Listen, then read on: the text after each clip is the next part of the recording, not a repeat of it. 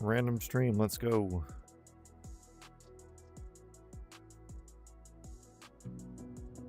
Let's see, make sure this is live.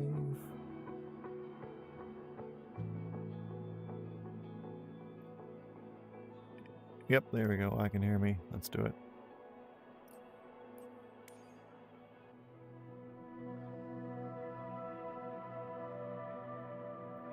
Let's see.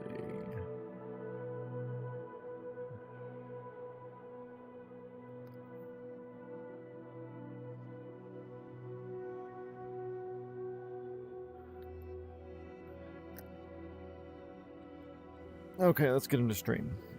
Impromptu. Mo made me do it.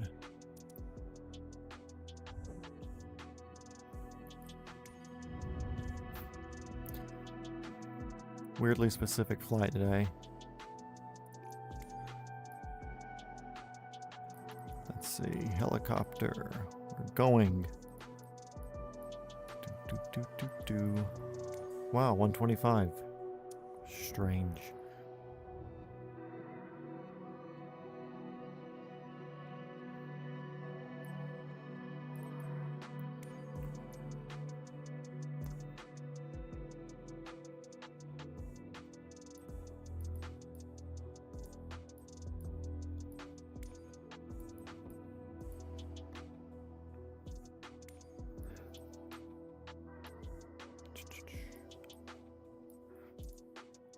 I can tell that this controller's been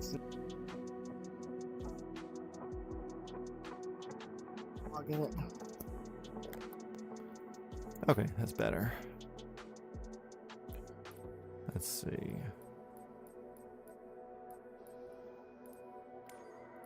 We're already in that one.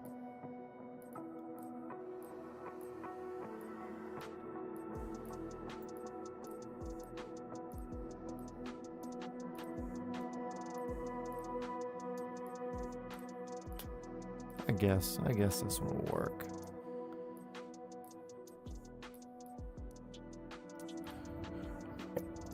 Let's see. Get that back straight again. There we go. We'll do fuel once we get on the ground. We're gonna pop up here to Fayetteville, Walker Field. Looks familiar. Says departure. Gotta put it on the ground, shut down. Okay, good. You almost missed class, and that would have not been preferable. Come up here to Pryor. I think it's here.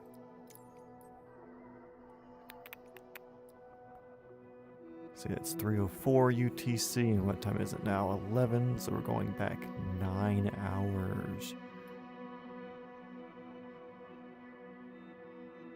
So we gotta go back 6 from 24, 18.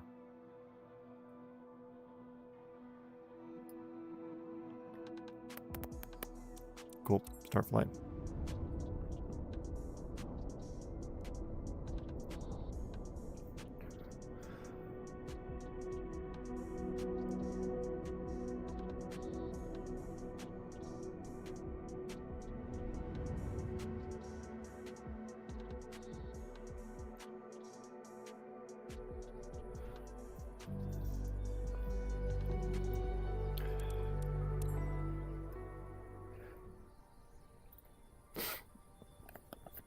Okay, welcome to a trend of me doing shit in Microsoft Flight Simulator. Today's trend, I saw basically this helicopter basically right here earlier today, and I'm just going to fly it back the way that it went earlier today. If you follow my Instagram page, you would have seen a video of it. So, yeah, that's cool. This is not the factory installed H125 or AS350. This is the Cowan Simulations one. I think it's a little bit better than the factory one, but we're going to be rolling with this one. But there's no pre-flights on the outside, no nothing. No covers on the engine. No pitot covers, no none of that crap. So, yeah, Shift C puts us inside. Definitely not in the right spot. So I'll reset my view there. Gotta make myself A little bit forward, a little bit tall. Get rid of that. There we go. That's nicer. And, we're adults, so we don't need pre-flight. We do the cool Airbus H125 AS350 thing. We flick a battery master switch and anti-collision lights on. That lets people around us know that we are about to start up. Fuel pump goes on, and you say, wow, that's not a whole bunch of many steps to do. You're fucking right, because now we're clicking the on button, and we're starting. That's literally it. All she takes. All she fucking takes right there. See, numbers are moving. We have some N1 movement. Torque is starting to show something. We do have our collective down, and the throttle is off. Turbine outlet temperature is 180 now and creeping up as it should be.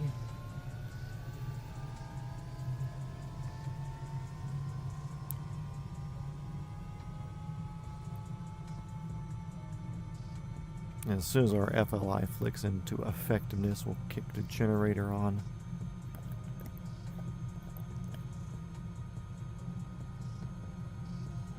Let's see, that's good. Yeah, we got N160, so we can click generator on. Avionics can go on. Pitot, I'll turn that on. Fuel pump can go off. I'm going to leave the horn off right now, mostly because I don't want to listen to it. But, yeah, we'll twist the throttle up. It should just click to flight, but we do have a progressive throttle here in this model. I do have the governor switch on, which isn't a real-life thing, but since I have a governor switch programmed in my controls, it is a thing. It only exists because it exists. So we're rolling up. Everything's taken over. We have effective rotor RPM. We'll go and turn the horn on so we don't have to listen to it. Garmin's been activated. Do not want to click the door. I said I do not want to click the door. And actually, this helicopter started today by facing the other way. So we'll flick it around real quick to the way that it faced earlier, when she was in. And I feel like I'm sitting kind of far back and it's throwing me off, so we'll adjust that once we set down.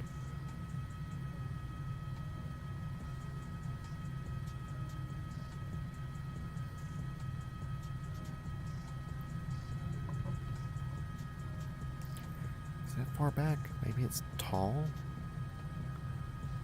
I don't know. Sometimes the seating positions feel a bit strange in these.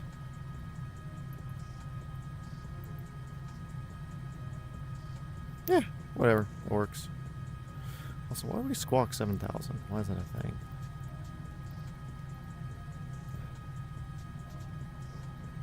Okay, how are you doing, Valeska? How was your day at work today? I got in a fist fight right over there. It was bloody.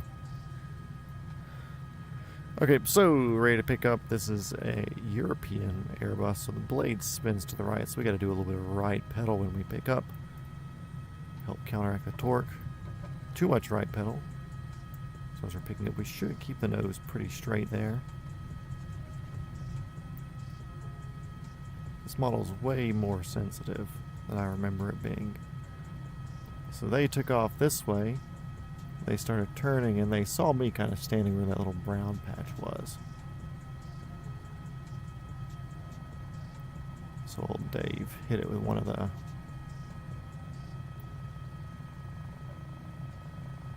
these things, except I'm going to do it a bit more aggressive here because I'm in a zero repercussion machine. So even if I stuff it, only a few people on the internet have seen it.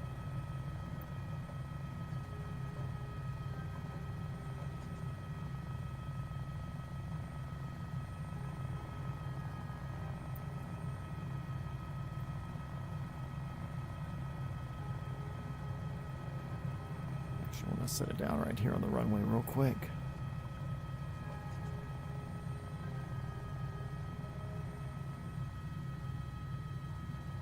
Just heard my phone give a little buzz.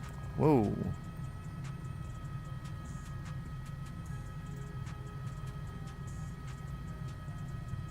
I think we're getting some wind gusts. First fight? No, fist fight.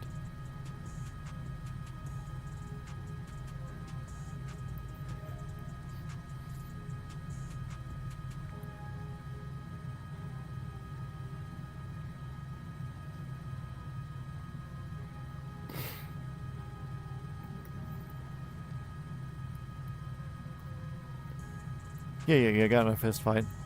Bloody brutal. He was smoking a vape. I knocked it out of his stupid little hands. He knocked the glasses off my face. I tackled him, ripped his fucking shoe off. It was a devastating event.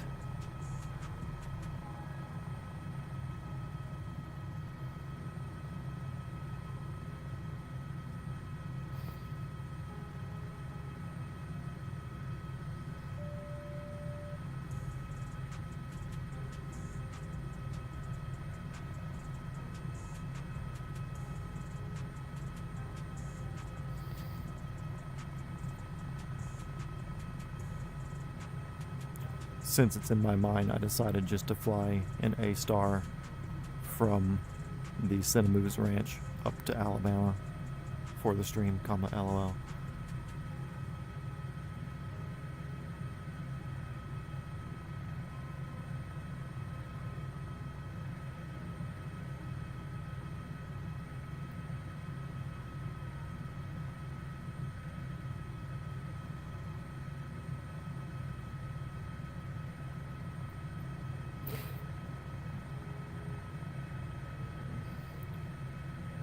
When was this what? Sorry, I'm gonna send a little bullshit message. When was this throwdown? This throwdown was today. Oh, limit, because I'm pulling too much. Suck it. Yeah, throwdown was today. Showed that sucker who was boss.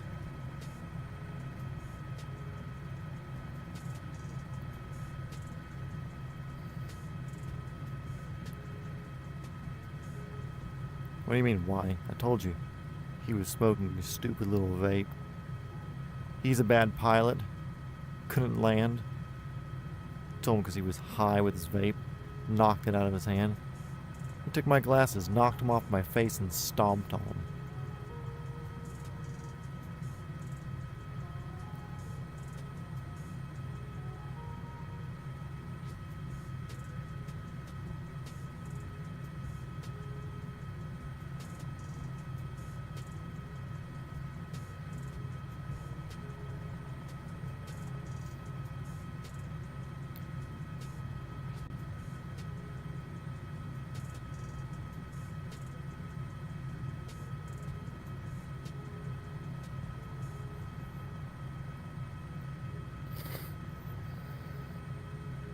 And I started that series before I had my license.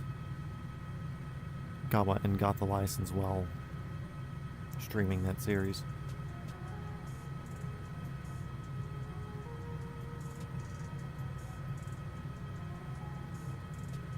I don't know what was in the vape. Could have been weed, huh? And that's who I'm texting right now. That's who I'm doing all these voice to text to. Can you believe that we got in like 7 fights within like 30 minutes?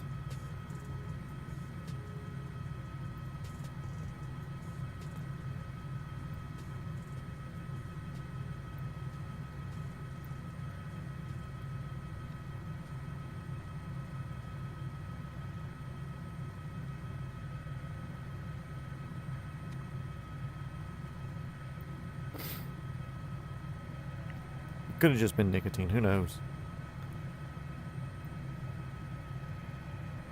I don't pay attention to that degeneracy.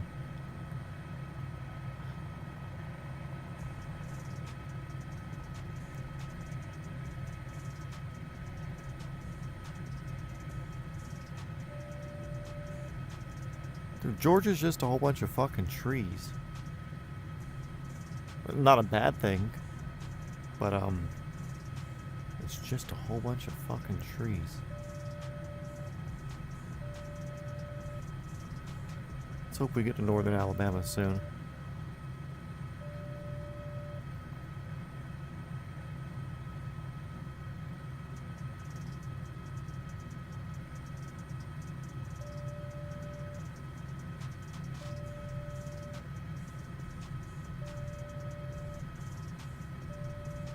Okay, the decision height alarm is kind of getting annoying.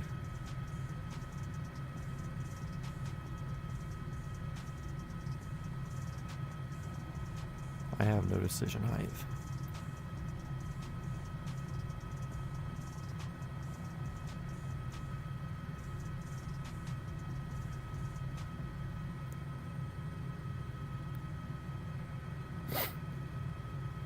Yeah, what else happened? Then we went back and we watched the video of the fight too. We were laughing about it. We were all like, oh man, we should have kicked each other's ass this way.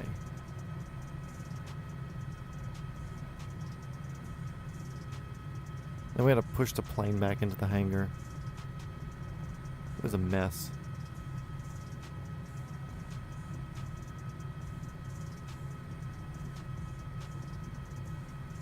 You like turtles? I like turtles.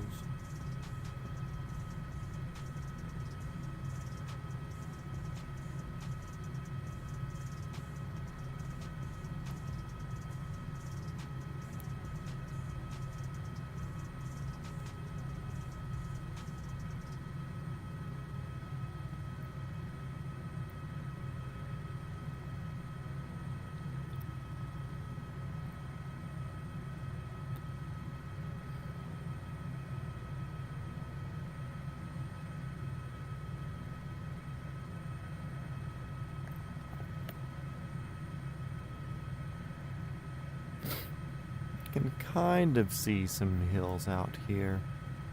Little better than nothing. Oop, dip in the trees.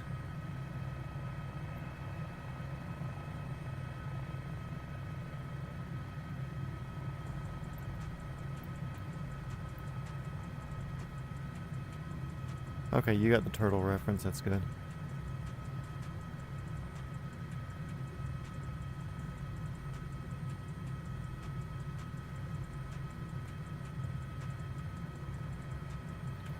Dip in the trees.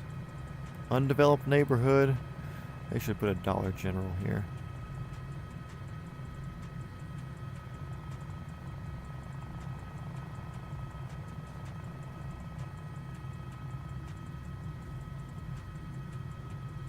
Oh, a golf course neighborhood. There was a, I want to say there was a Robinson that lived out here at one point. I say that like the helicopter actually lived out here, but I'm pretty sure there's a local dude that had a Robinson that lived out here.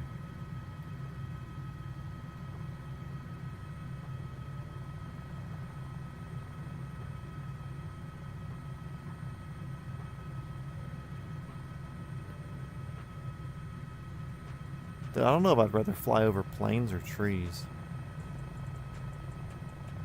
Let's see. What is there to look at up here? Any good roads to follow, or is it just nothing in this direction? What do you mean not the DG? Are you not a DG enthusiast? It's a Dollar General enthusiasm only stream. Oop, I don't know what this patch of grass is, but we're diving it.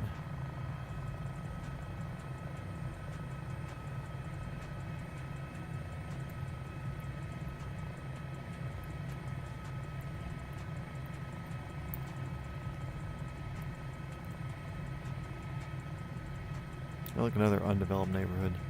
Perfect place for a Dollar General.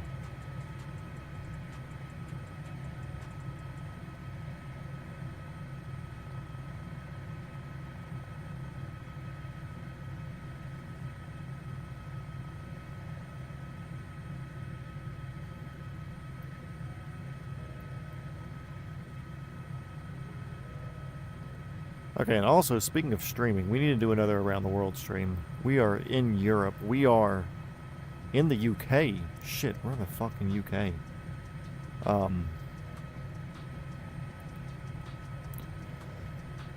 So yeah, we need to do another one of those. Go ahead and put us up on the North Shore of the UK. So the stream after that, we can be prepared to start doing some water jumps. I think there are some islands in between. Faroe Islands, F-A-R-R-O-E, I believe. In between the UK and Iceland. I think those will be a mid-stop. And we'll just push all the way to Iceland for one stream. And then, of course, Iceland to Greenland. Maybe jump over Greenland. Maybe. I may throw an extra day onto it just to kind of go around the border, the coast of Greenland.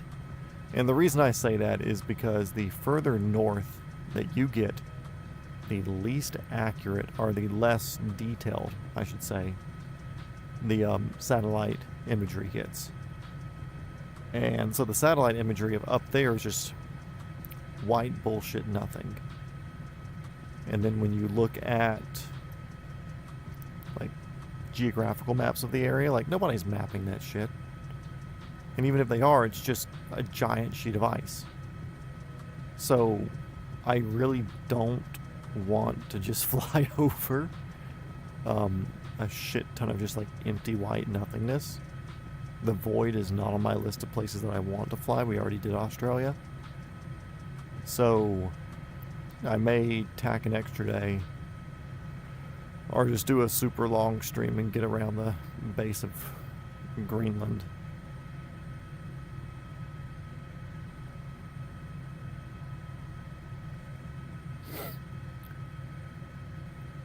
See, Pete, there's a whole like Waffle House number that people like to put on stuff, as well as Dollar General and some other things. And even though like, ooh yeah, you go to Waffle House to see fights and lower income, sure. But also I would much rather be around a rural area Waffle House than a urban sprawl. Or not even urban sprawl, just urban Section 8 Waffle House. Completely different thing. I think if you're super close to a Dollar General, maybe not the best. A lot of the newer ones are, I don't want to say nicer, they're new construction. So it just gives you the illusion of like a luxury Dollar General. But like I wouldn't want to live within, you know, like walking distance of one. If that makes sense.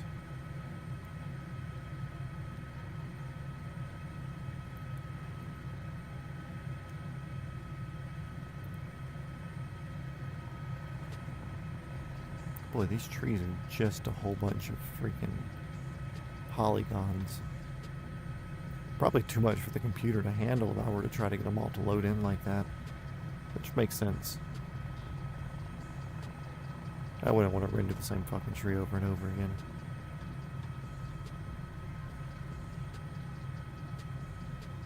Jeez, Mo, this is what y'all flew over to get back to Alabama?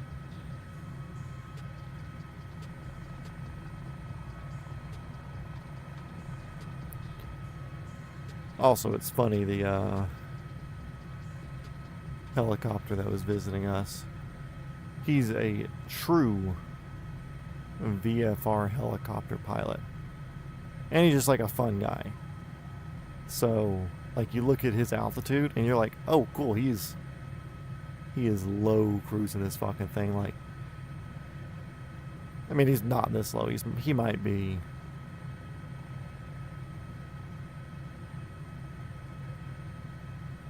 like, maybe here. But I mean, he's not 2,000 feet above the ground cruising around like an airplane. He's doing 130 knots over the ground.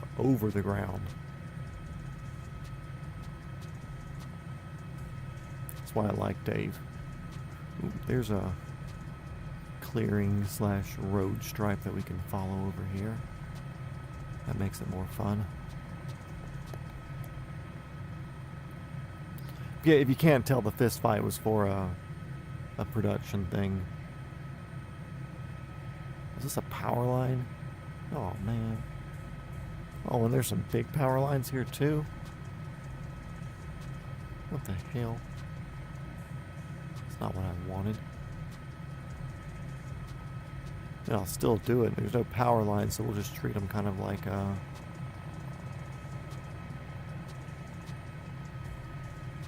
gates to go in and out of.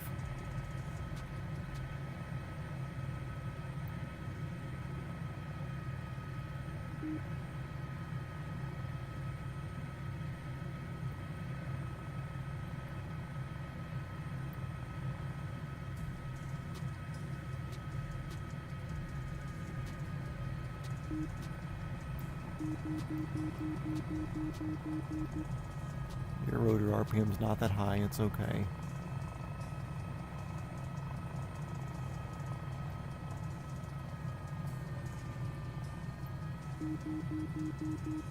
There you go. Sucks your rotor RPM back up. You're good.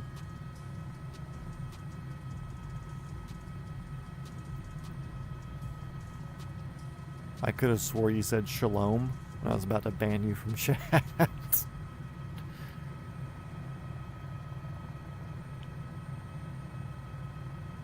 Okay, back on course.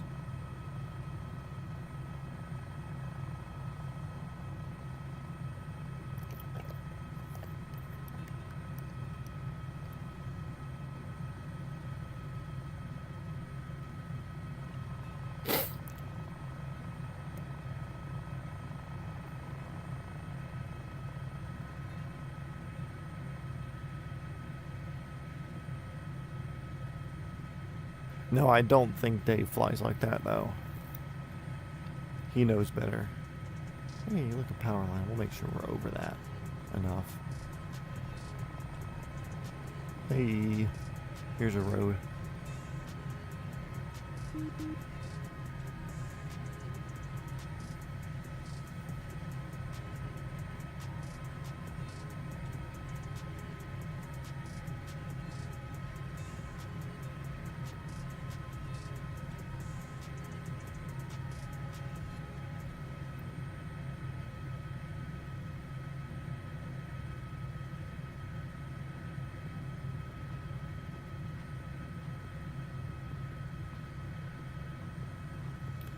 So yeah, we'll address bad habits. In the title and thumbnail, it's something that I might as well address. It was kind of me just trying to figure out some sort of fucking clickbait title, so it's not just like Matt's bored, so he's flying a helicopter and pandering to audiences in a YouTube algorithm. But if you can tell, right now we're just kind of aiming the helicopter in the same direction that we're flying. We are not compensating for wind, or a crosswind, or a headwind, or a tailwind, or anything. Can we fit under this? I don't think we're going to fit under this. Oh, okay, we can. A lot of these interstate bridges, they have they won't have clear mass underneath, and you'll end up fucking stuffing them.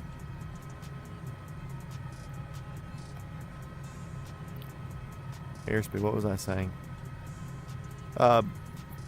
Anyways, bad habits. The bad habit would be like, okay, cool, here we are traveling in a like 3-2 heading, and I have the helicopter also pointed in a 3-2 heading. But you will notice there's a little like level, like something that you'd level a picture with right here, and it's a trim ball. It's definitely more obvious when we're going slow, so what I'll do, I'll kind of circle this place and slow down real quick. We'll get down to like 60-ish knots or so. Yeah, we didn't die. So that trim ball, if you're flying in a certain direction and you have a headwind coming from the left, if you keep aiming in the direction that you want to go, you're going to end up, like let's say we're flying this way and we want to go this way, so we point the helicopter this way. If we have a wind coming directly from the side, even if we're pointing this way, we're going to end up over here because it's pushing us sideways. So when you look at the trim ball right here, you can see it's kind of to the left a little bit. So what we'd have to do in this case, we level off real quick and pay attention to what I'm doing, is add a little bit of left pedal, and that will straighten the trim ball up. So you can see that we're kind of crabbing a little bit as we go. And of course, the faster we'll go, the less pedal that we'll have to use because of engine torque and then the vertical stabilizer, doing vertical stabilizer things.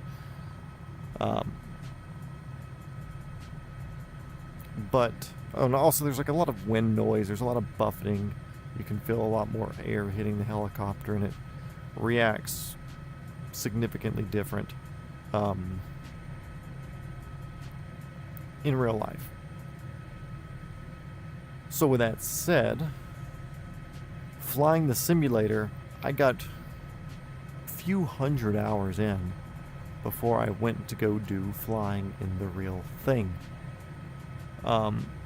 And proper trim is something that I was aware of, but I did not pay attention to at all.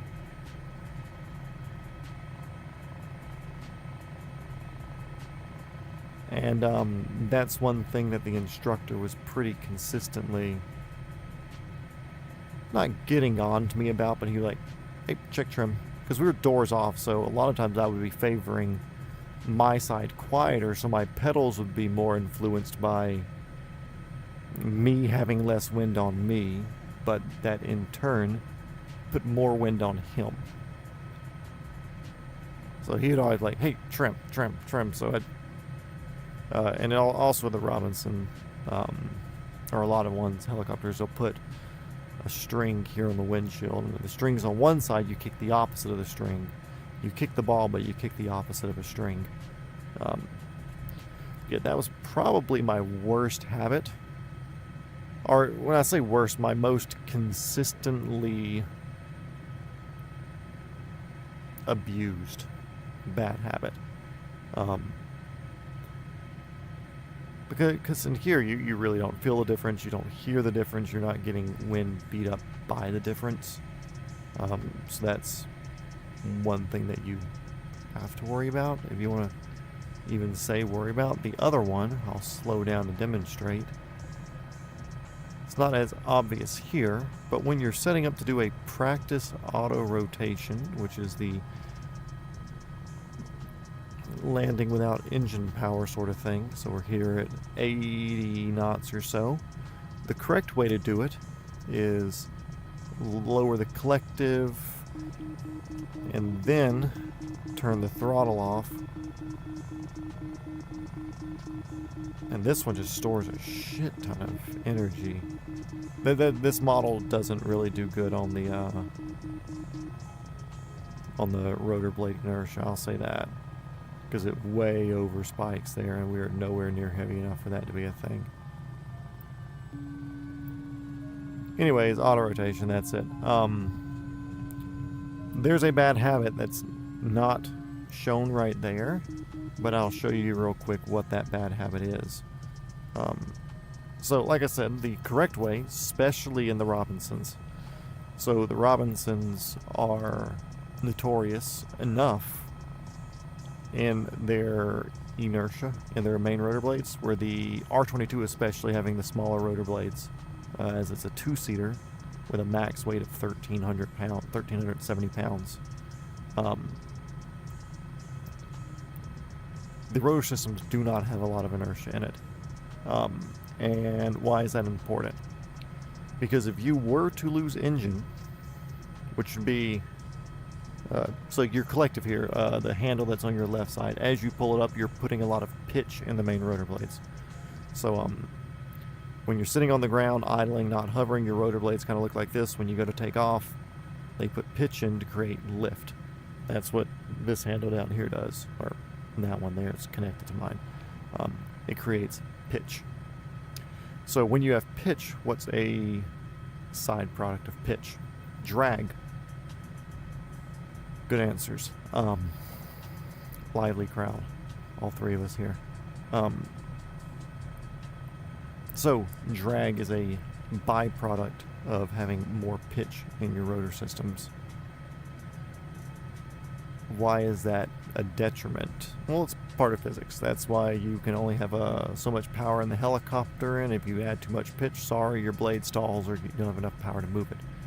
If you lose your engine, though, while your blades are pitched, they're going to slow down a lot because they're trying to push against it.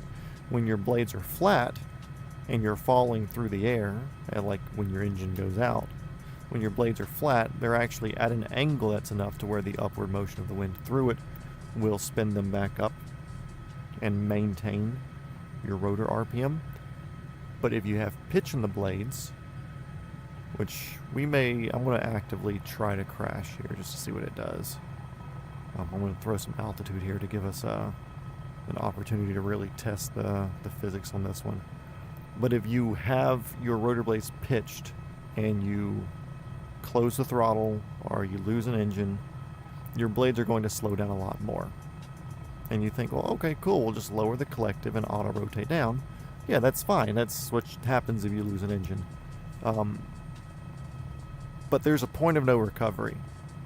And if you get below, I believe it's 80%, and then for every 1,000 feet that you go up, you add a percentage on there. If you get below that percent rotor RPM as you're descending and doing an auto rotation, the blades at that point are slow enough to where they aerodynamically cannot spin back up, and then you will fall like a brick, like most people assume that a helicopter would do. So what I'm going to do right here, I'm going to try to crash. So if we crash, this is on me. This is what I'm expecting to happen, okay? So I'm pulling full pitch now, so a lot of torque. The blades are very, very pitched, a lot of drag, and I close the throttle. And I'm watching my rotor RPM here drop. We're well below the yellow. We're 230, 240, and it's kind of hovering around there, and we're staying level. So I'm actually going to push forward some, so we're not getting as much air just coming straight through the rotor system. And by pushing forward and aiming down, we're not putting air through the rotor system. We're kind of diving through it. But it looks like it's still holding around 230 or so. So as I pitch up like this, we're going to put more air through the rotor system. And if I lower the collective, you can see it gaining more RPM. And we are way over auto rotation speed there, but that's just it's hard to model a lot of that aerodynamically. Send us to heaven, baby. It's hard to do a lot of that aerodynamically in the sim, from what I understand. So yeah, there we are. We're back in business. But in a Robinson, you lose that inertia really, really, really quickly. Here in the sim, there's no penalty for it. The inertia is not extremely well modeled in the sim. It is modeled, you know, like you saw that we lost RPM there. But the rotor blades tend to hold their inertia a lot more, at least in the models from Cowan Sim that do the R22 helicopter, which is what I trained in. So a big thing with helicopter flying is you want to fly smoothly. All smooth inputs mean smooth flying. So in the process of flying to where you're pulling a significant amount of pitch because you're trying to maintain speed to enter auto rotation, the cadence is, you say, down, right, aft, down, right, aft, bump, or down, right, aft, close, bump.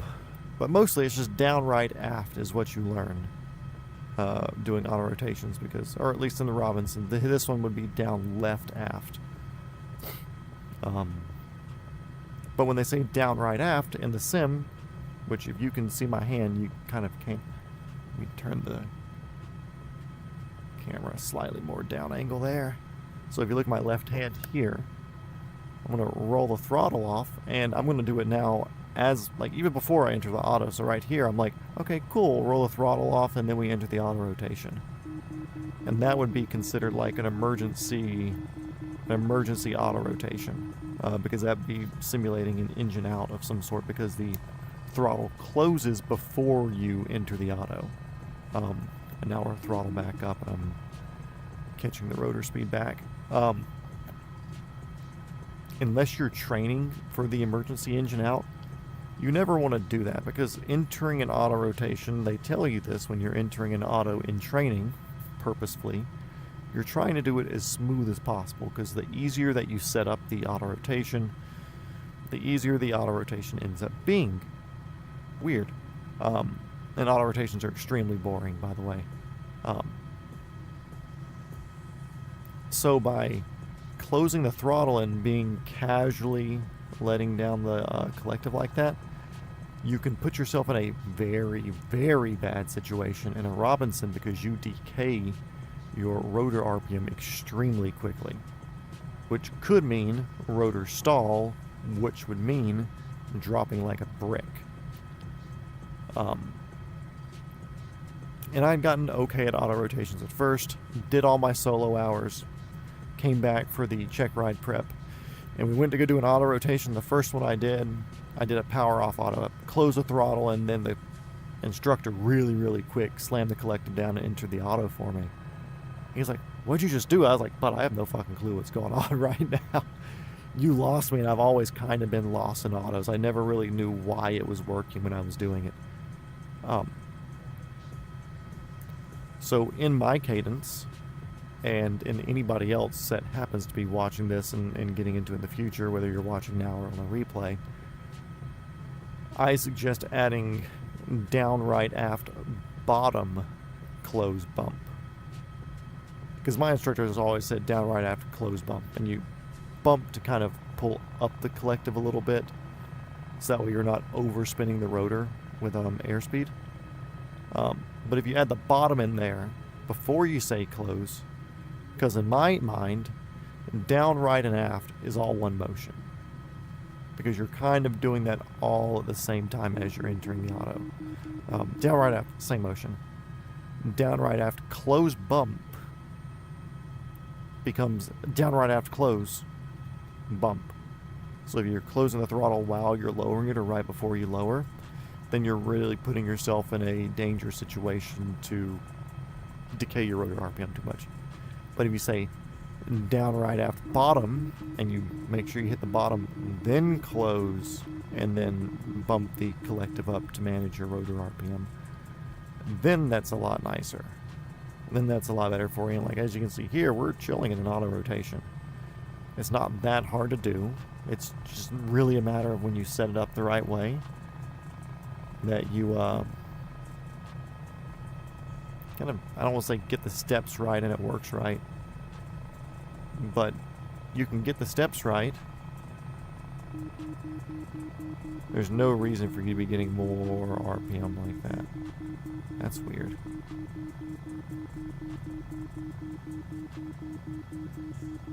What the heck? This should not be doing this right now. I've got my throttle all the way down. I don't know why it's holding RPM.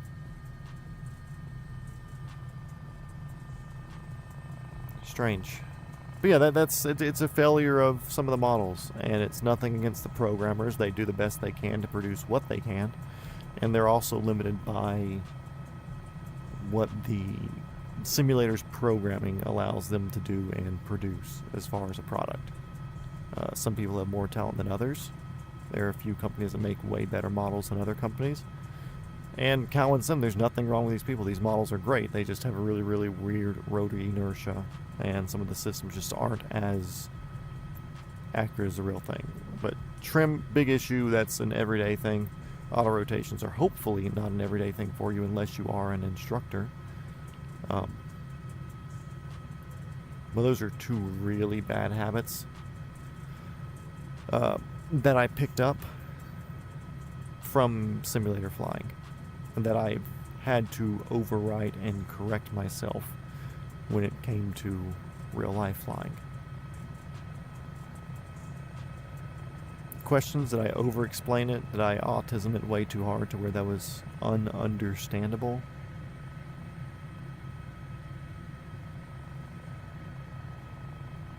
But also, it's something that's kind of important to think about. If you're going to be flying with the intention, or simming with the intention of flying, which I've explained this before a handful of times to most people who listen. Each helicopter here in the game is not perfect. There's something wrong with the flight model, there's something they can't quite do right here, there, somewhere, whatever. So, a big reason for me of downloading a majority of the different helicopter models that you can get, I wanted to be able to say like, okay, cool, maybe the Cowan Sim R22 is 75% right, but it's really, really bad on the rotary inertia aspect of it.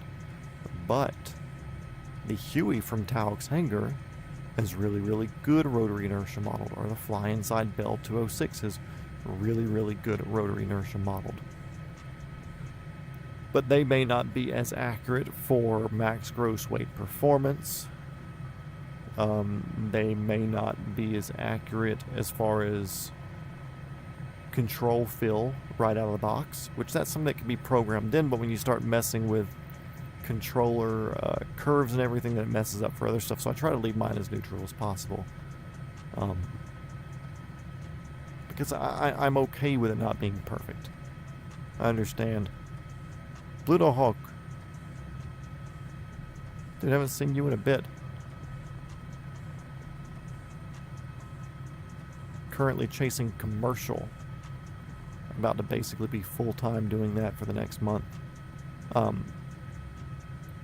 Yeah, so those are two big things that I've really, really noticed. Trim and rotary inertia when it comes to auto rotations. Things it's really good for. Your startup procedures. Yeah, sure, you can skip stuff. Like, I didn't do any of the pre-flight inspections or tests or anything. And like, if you look here in the checklist... Oh, there's no checklist for the Cowan Sim? Oh. Anyways, if you go to a lot of the other helicopters, they have like the full checklist of everything. And it's like, cool, test this, turn the hydraulics on, test this, make sure this works, make sure this light works, make sure this light works, make sure the gauges read this when you press this button, so that way you know that they're functioning correctly, and blah, blah, blah. There's so many things that you can do and really, really familiarize yourself with startup processes, and that's fantastic. Because even though you have a checklist in real life, you have a checklist in one of the pockets right here within reach of the pilot, as well as a manual. You have to have a manual in the area. Not in the back seat, but it has to be like in a little pocket here somewhere where I can reach it if something goes wrong. You have to be able to, and that's actually like a legal requirement. You have to have the manual, or the POH, the Pilot's Operating Handbook. Even though it's there where you can refer to it, it's also good to, have that memorized, to where there's some things where if you go through and you read all of the steps, you're taking longer than the steps need to be paid attention to.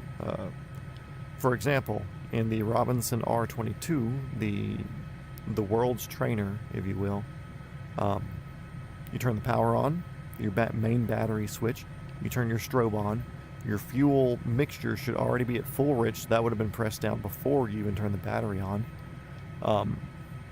You turn your magneto, your key, you turn that all the way to both, and then making sure that all your other shit's like off, so like your clutch switch off and all the other switches off, and then you start it like a car. And as soon as you start it, you have to look really, really quickly, check that your oil pressure, and make sure that the important gauges that are directly related to engine operating are there and you're functioning. And at the same time, you're turning on the alternator, making sure the alternator is creating a charge. The clutch light goes on, and then you're also managing your throttle to make sure it doesn't try to start running higher. Because with the clutch disconnected, it has no resistance on it, so it's easier if the throttle's just slightly turned for it to over rev and overspin the engine, which can overspin the fan scroll in the back, and it can end up to issues if you're not paying attention. And all that happens within like the first 5 seconds of cranking the engine. If you're trying to read all of that on the checklist, it takes a minute. It takes a minute for me to explain it, and I'm the one that does it here, So knowing what those steps are, and knowing that you need to look, check, off, on sort of thing, it's good to have that memorized. Now, if you're only doing that whenever you're going to your flight school class, if you do an hour a day, you're only doing it 40 times.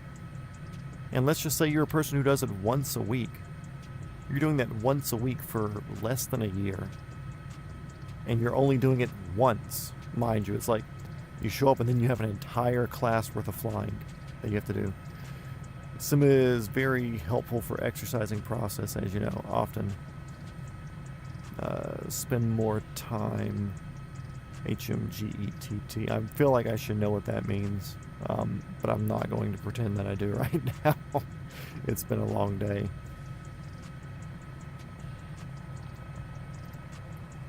That was a good thing about Flight Sim 2020 as well. You could program in failures to happen. Like, oh man, I have an alternator failure. What do I do? Okay, cool. You pull the alternator circuit breaker, turn off non-essential electrical equipment, and turn it back on. Put the alternator circuit breaker back in, then slowly turn stuff on and see if it comes back on. Oh, message retracted.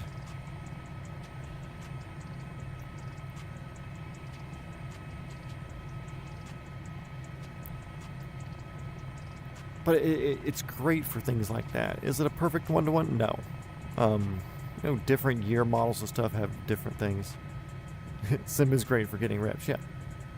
Different year models for different things. Like right here, there's the H125 from Cowan Sim, and there's the H125 from Microsoft Flight Sim. Is like the factory installed game provided helicopter. Like it came with the game. But the AS350 platform, it's been around for a while. It's only been the H125 very recently. That was since Airbus took over. But before it was Airbus, it was Eurocopter. Before it was Eurocopter, it was Aerospatiale. And even though the startup procedures were similar, they were different. It's only been a FADEC system for a relatively short time comparatively. I think the first A-Star to fly was in 1967 or something like that in testing. It's like these things have been almost around as long as the space program. Or since we went to the moon, quotation marks, if you believe the moon even exists.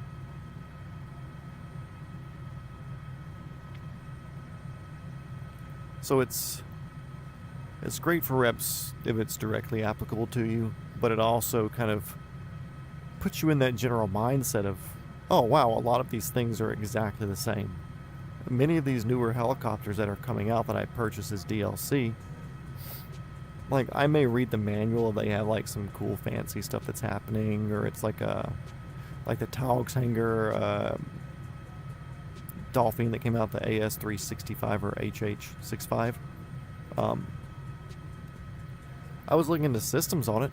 I can tell you what I did not look at though. I didn't look at the start procedure. They have a 120-page manual or a 210-page manual, something like that. I didn't look at the start procedure. Not saying that I don't need to, but if you know how helicopters work, then you can kind of figure it out. Not a good thing to do in real life, like I said, use your checklist. But generally speaking, it's like on a turbine helicopter, it's not a FADEC like this where you just flick a switch and it turns on. It's you turn battery on. If it's a throttle actuated fuel, you click the starter, you wait till it basically maxes out its RPM. It'll only spin up to like 12 to 15% N1. As soon as it hits the appropriate N1 levels, you introduce just enough fuel for it to run. If you do more, it'll overheat. You'll have a hot start. And once it's at the green line on your N1 gauge, is typically when you let go of the starter. Generator will usually turn on around 40% or so, or you flick it on at 40% N1. Or, again, once you let go of the starter, you can click that on. Because there were some helicopters that had a starter generator on there. Some of the newer ones, I assume they're slightly separate, but also the same to where it's one's not going to work when the other one is. But usually it's when the starter goes off, the generator can go on. Or else you're trying to make some perpetual motion machine, that doesn't work like that.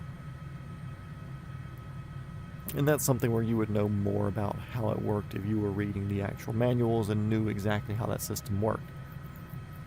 But in my understanding of just how mechanical things work in general, if the starter's running, you don't want the alternator or the generator producing electricity.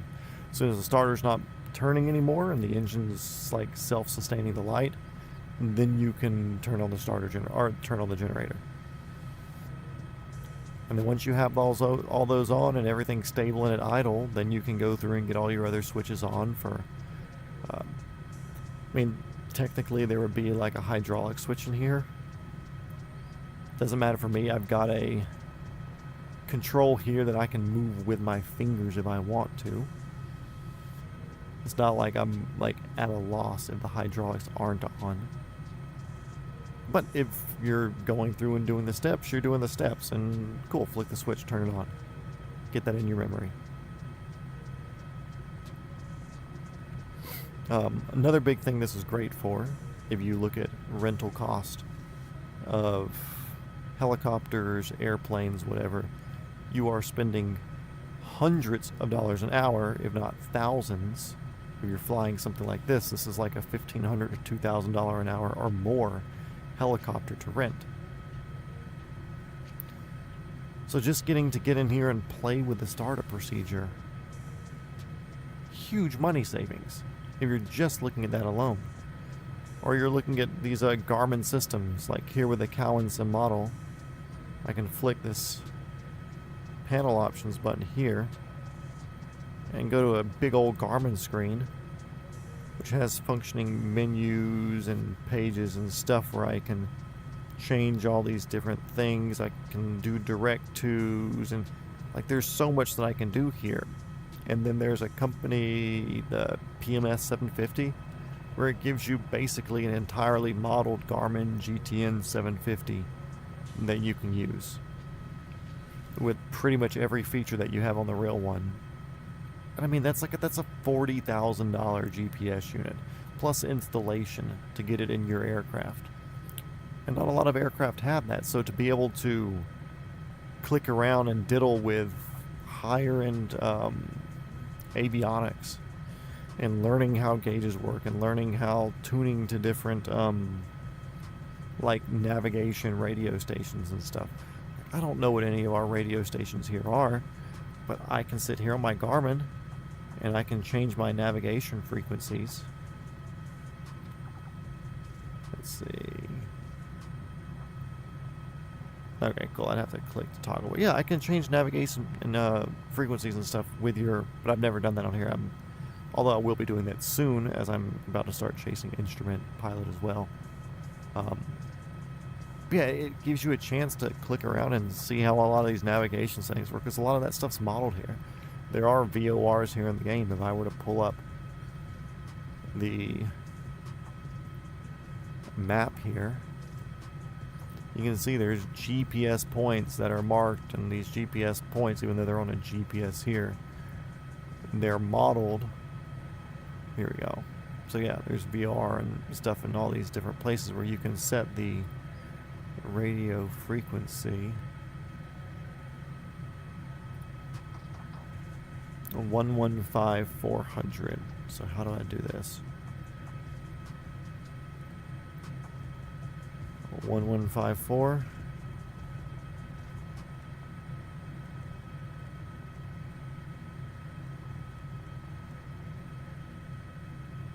One 54. I swap that in. You see all these gauges and needles here moving, and where's it pointing?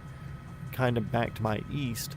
And if I look at where this VOR was compared to me, I'll just put a little direct to here real quick. Look at the angle of where it's at. It's at a 101 heading, and that's pointing at a 101 heading. So you can do all of your navigation stuff on here. It's all modeled. It's all things that you can do and figure out. And I can say, oh shit, look at me, I'm on a 280 radial from the whatever Vortac. So it's, I don't want to say for free, obviously. I spent $2,000 building this PC, $1,500 on sim controls, and $500 on headset and accessories and stuff. I'm $4,000 in, but I pay $400 an hour to be in the cheapest helicopter that I can possibly rent. And I've already saved my time learning how to hover with this thing.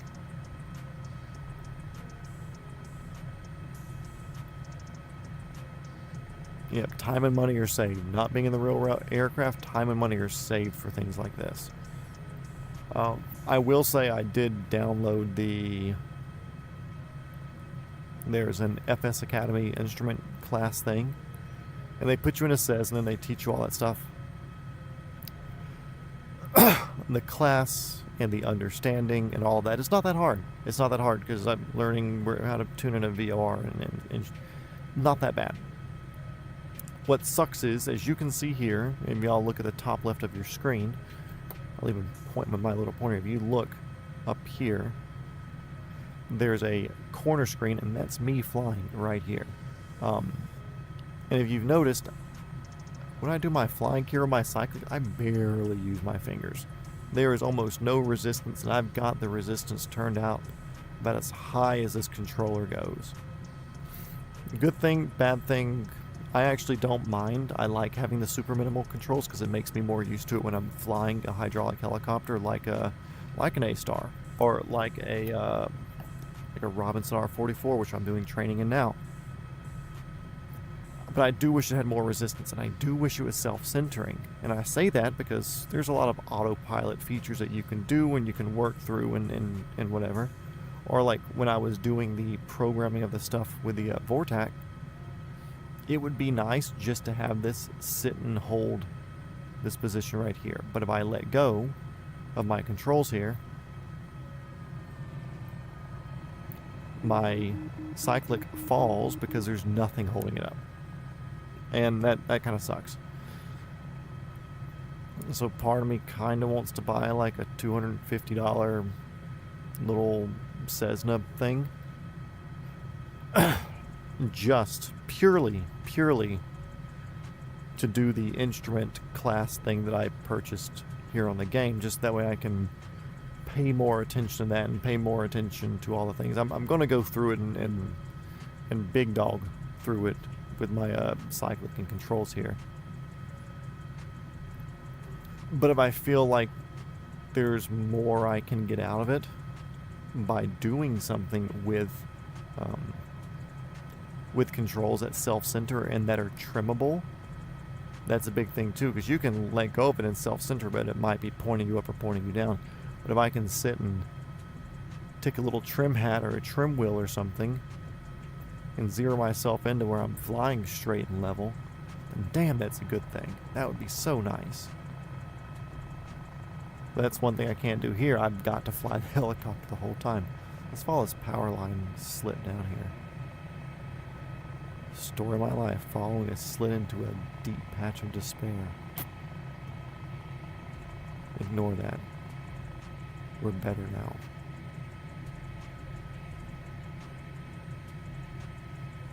$145 knots, what up?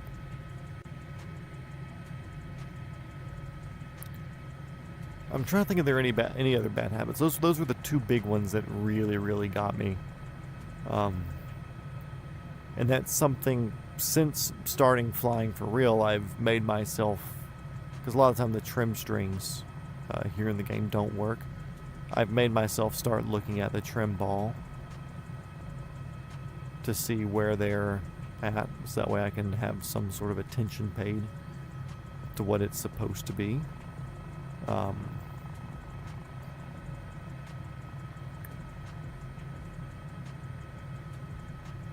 But I still don't do it consistently. Mo, what's up? Bungees? I've thought about bungees. And actually I've thought about 3D printing a little box that goes around down here to kind of like spring it in place a little bit. And it's like, I don't even want it to be like supremely... Also, does this look familiar? This should be the path that y'all are flying over here earlier today. Moza joystick will help with that, getting the realistic stick feel, just more money. Yeah, Moza has some good stuff. And eventually, honestly, I may upgrade. I think what I'll do first, if anything, would be getting the Pimax Crystal headset. The MetaQuest here is fine, but it's kind of been fighting me the past couple of weeks, where the connection works and the connection doesn't work. But I think maybe it's updated itself to where it works now. But for $400, like, you can't beat this headset. You can't. Yeah, sure, you can go spend $800,000-$900,000 on a Pimax Crystal. But to what avail? If this is something you do all the time, sure, but right now that money is better spent for me flying in real life. But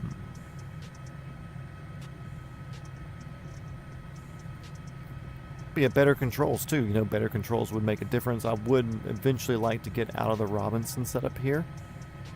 And the reason I say that is just because it's kind of annoying climbing in the way that I have to. 106 knots. Jeez. Well, see, right now we're doing, what, 135. We're zero winded right now. We're 135 air, 135 ground.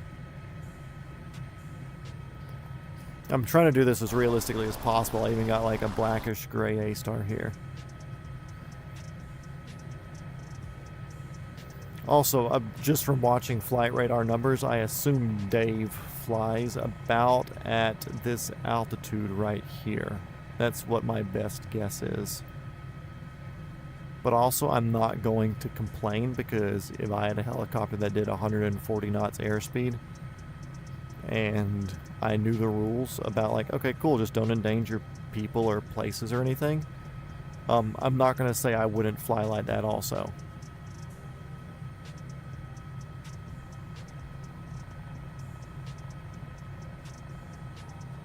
But yeah, a Moza, that would be nice. But it's also, which you're an OG here, Bluto. You've heard my OG story. You were,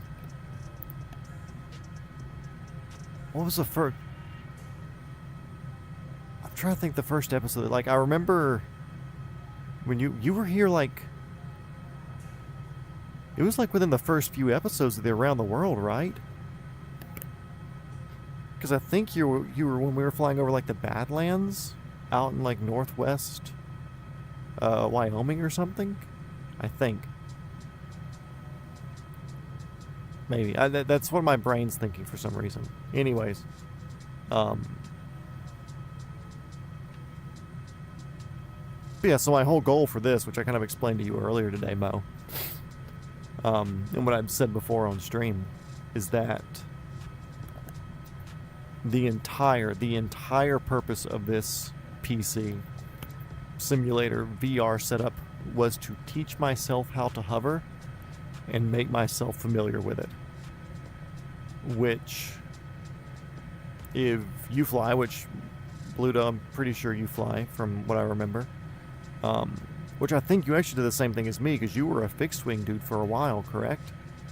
Like, for years, decades even, you were a fixed wing guy, then did a sim setup, taught yourself hovering and whatever. But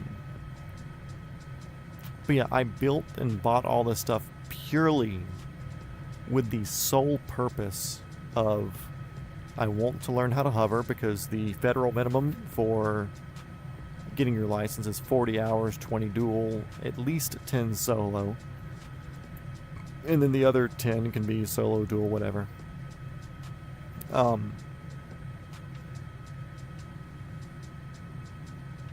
But most people get theirs in like 55, 65 hours. One, because they might not be able to attack everything at the same time and knock everything out super, super quickly. And two, because learning how to hover is hard, and when you're not flying every single week, you lose that skill, you lose that feedback loop of being able to rub your stomach and pat your head at the same time. And I wanted to just have that, rubbing my head, patting my stomach, then switching it and patting my stomach and rubbing my head. I wanted to have that, like, as set in stone in my mentality that I could. Because if I could go in and start doing hovering on day one, or as close to day one as possible, then I could start working on things like approaches and takeoffs and max performance takeoffs, auto rotations, navigation, and not so much worry about the physical act of flying, but start worrying about the other stuff that's around it. And yeah, day one, I hovered. They did the typical instructor thing.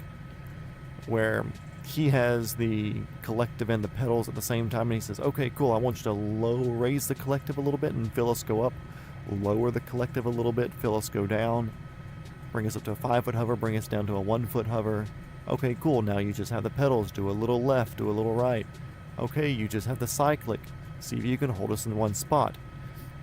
First two were easy. Cyclic, I kind of was swimming it a little bit, but I could feel I was riding along with the pedals and the collective, and I could feel myself wanting to correct it. And I think he felt me trying to do that as well. He said, okay, cool, I'm going to give you all three. And then as soon as I had all three hover locked in, I just needed to have that feedback loop. And riding a unicycle, yeah, exactly. But I can tell you, doing this, I don't even think, honestly, that I needed to have the R22 model, which is something that you can buy as a third-party add-on. I don't think you necessarily need it. It's nice, though, just because you, like I said, you get the steps of learning the startup procedure in the helicopter that I did all my training in. And then learning all the little things with that and power limitations and speed and, like, frames of reference of how approaches looked over the windshield. You are correct. I was one of the early followers, hovering the 22 and training in a few minutes on the first flight, 40 hours in the sim prior to first flight. Yeah, exactly.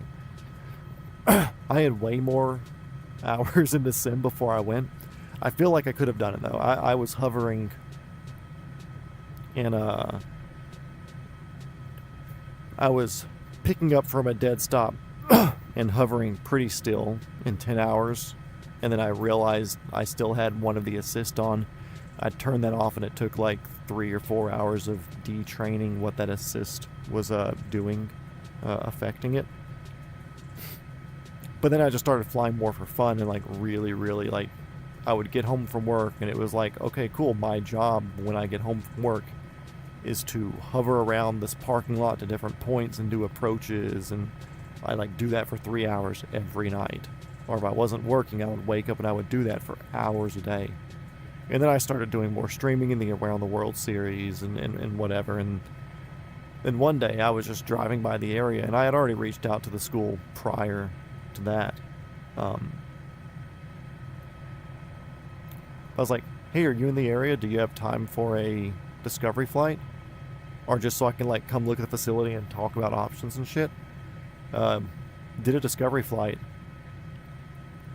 And I was like, I really want to try to hover today.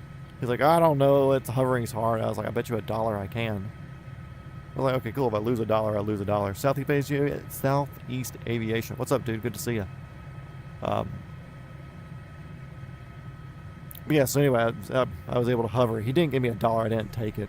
I was like, I just wanted to try, and I knew a lot of instructors probably wouldn't want you to try to hover day one, because it kind of kills your enthusiasm. If you're like, I'm the world's greatest pilot, then you can't fucking pick it up off the ground. Kind of a heartbreaker. But I was prepared for that, and I kind of wish I couldn't, because that would make me want to try even harder. But whatever, that's neither here nor there. But yeah, I was able to do it day one, and super psyched about that. That was a big moment.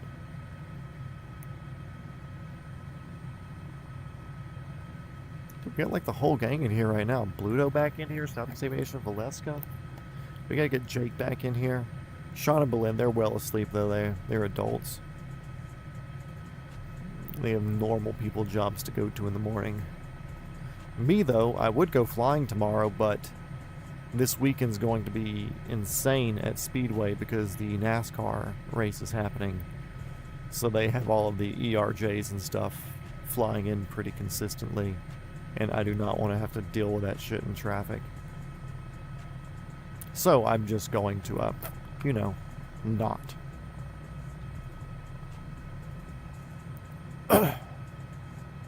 Let's see. Yep, Tom. Although I've been talking to Tom on Instagram, so he's still doing good. It's funny, I changed my profile picture to the one that my dad took from the back seat of the 44 the other day, and it was like almost exactly his profile picture.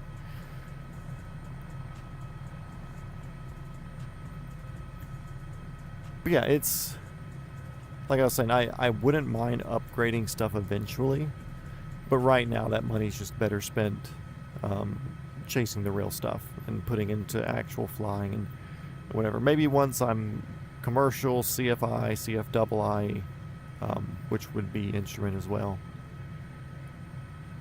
I actually do plan on trading some hours with an airplane CFI friend of mine, where I'll teach her how to fly and she will teach me how to do airplane fixed wing stuff, because I think that'd be a good skill to have anyways.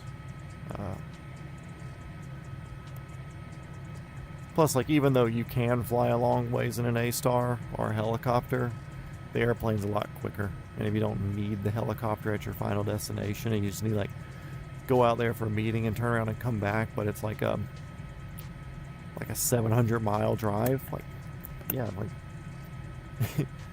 take the Piper, take the Mooney, take the Cirrus, take the Cessna. A lot easier.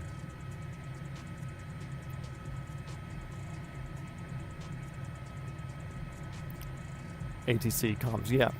So comms weren't that hard for me to pick up. Although when I first flew, I called the airport, I said Henry County traffic. That's because it used to be Henry County Airport, but it's now Speedway Airport. He was like, Henry County? I was like, my dad calls it Henry County. He flew out of here in the fucking 70s.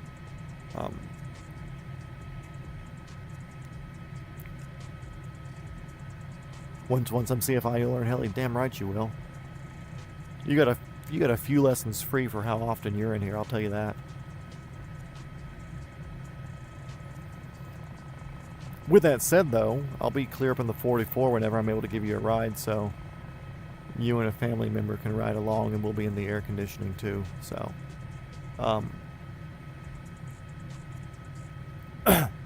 ATC, that was a harder thing for me because you have to fly into towered airports and know how to handle talking to ATC. And even if you know better, the ATC is still a big scary person talking on the other side, and if you mess up, he's going to jump out of the tower and beat your ass as you're flying by. Not really the case. They're super nice. They're dudes just like us, and they're usually like 5'6" and they wear khaki pants, so there's no reason to be intimidated. Usually, sometimes they're not. But I have a friend who is a Marine, did controller stuff with them, got out of Marines. I still say he's a Marine because it's like the once a Marine, always a Marine thing. Oh yeah, dude, let me know. I should be cleared up with it next week for rentals and everything, so.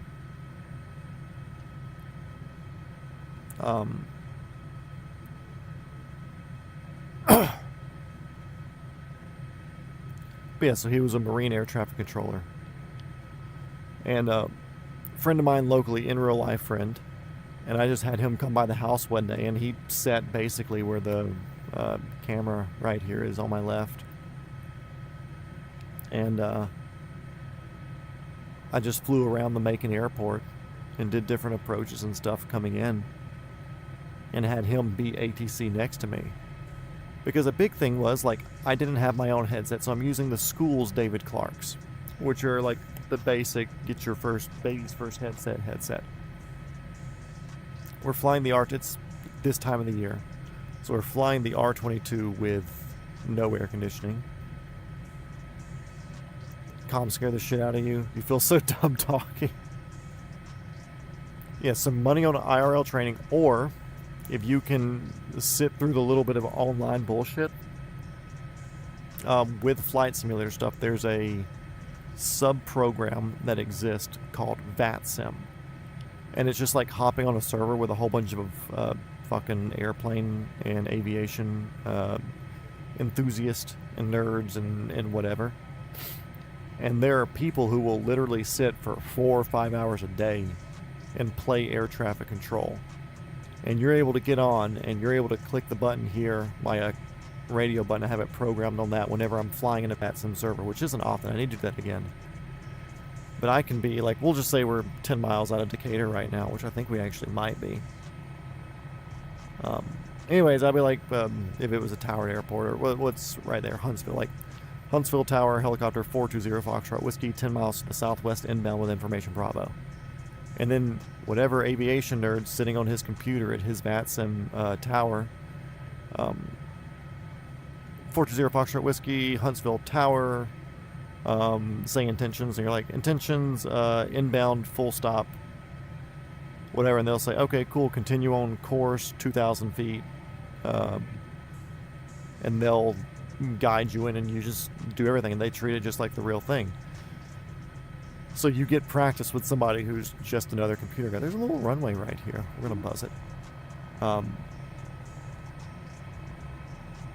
But the big thing for me, so I'm in this the baby's first headset sort of things.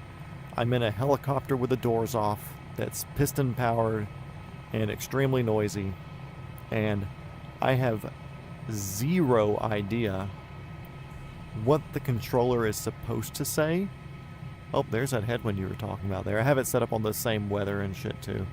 But I have zero idea what the controller is supposed to say. So I don't know what to anticipate. That's the thing. You listen to CSG Airport Tower once in a while, maybe just listening is practice. Oh yeah, true. Listening is good practice because then you know what kind of what other people are saying, then you can imitate that and build on that. But yeah, so I didn't know what the controller was going to say, which was like a big holdup, because a big part of conversation in the English language is having some sort of context. And in a world where it's ATC, you're already talking through a walkie on a headset, and they're talking through a microphone, so you're not getting super crisp audio. So you got bad audio. They're talking quicker because they have a workload, obviously. There's other people flying around and important things happening. And if you don't know what the normal is, if, let's say, you had no idea what airport, or actually I wanted to see if I'm going to explain something that's not aviation related, like Samsung washing machine is going into a dry cycle, so that way you can wash the clothes and dry on the window before your mom gets home. And if you have no idea what I said, you're not going to hear like, ooh, Samsung washing machine dryer, make sure you turn it on a high cycle so you can get it done in 30 minutes instead of an hour before your mom gets home. And now if I said that, now if you know that, you go back and watch it again, you're like, oh shit, that's what he said. Because you knew what I was going to say. So going into a tower, I generally know words that exist in air traffic control, but I didn't know like what they would say and like how they would direct me and their phraseology and how they would say things. But having my friend sit next to me who did all that, I could say stuff real time. He would give me feedback where he'd be like, hey, you didn't tell me what information you had. Or like saying intentions, where I say, okay, cool, clear to land. He's like, no, clear for the option. Like, oh, that's right, you said come in for the option. So having him run that back and forth with me real quick was an extremely good way. And as soon as I did that with him, me and my instructor flew back down, because the first time me and him went to a Tower Airport or down to Macon, I was like froze. I had no idea what was. I could not hear I could hear him on the headset, but I had no idea what he was saying. Just because I didn't know what to expect. The next time we went down, it was like, cool, it was nothing. Then I did my solo flight down there, and it was nothing. Like, I was having conversations with the tower controller. He was just some dude. He was just a fucking guy.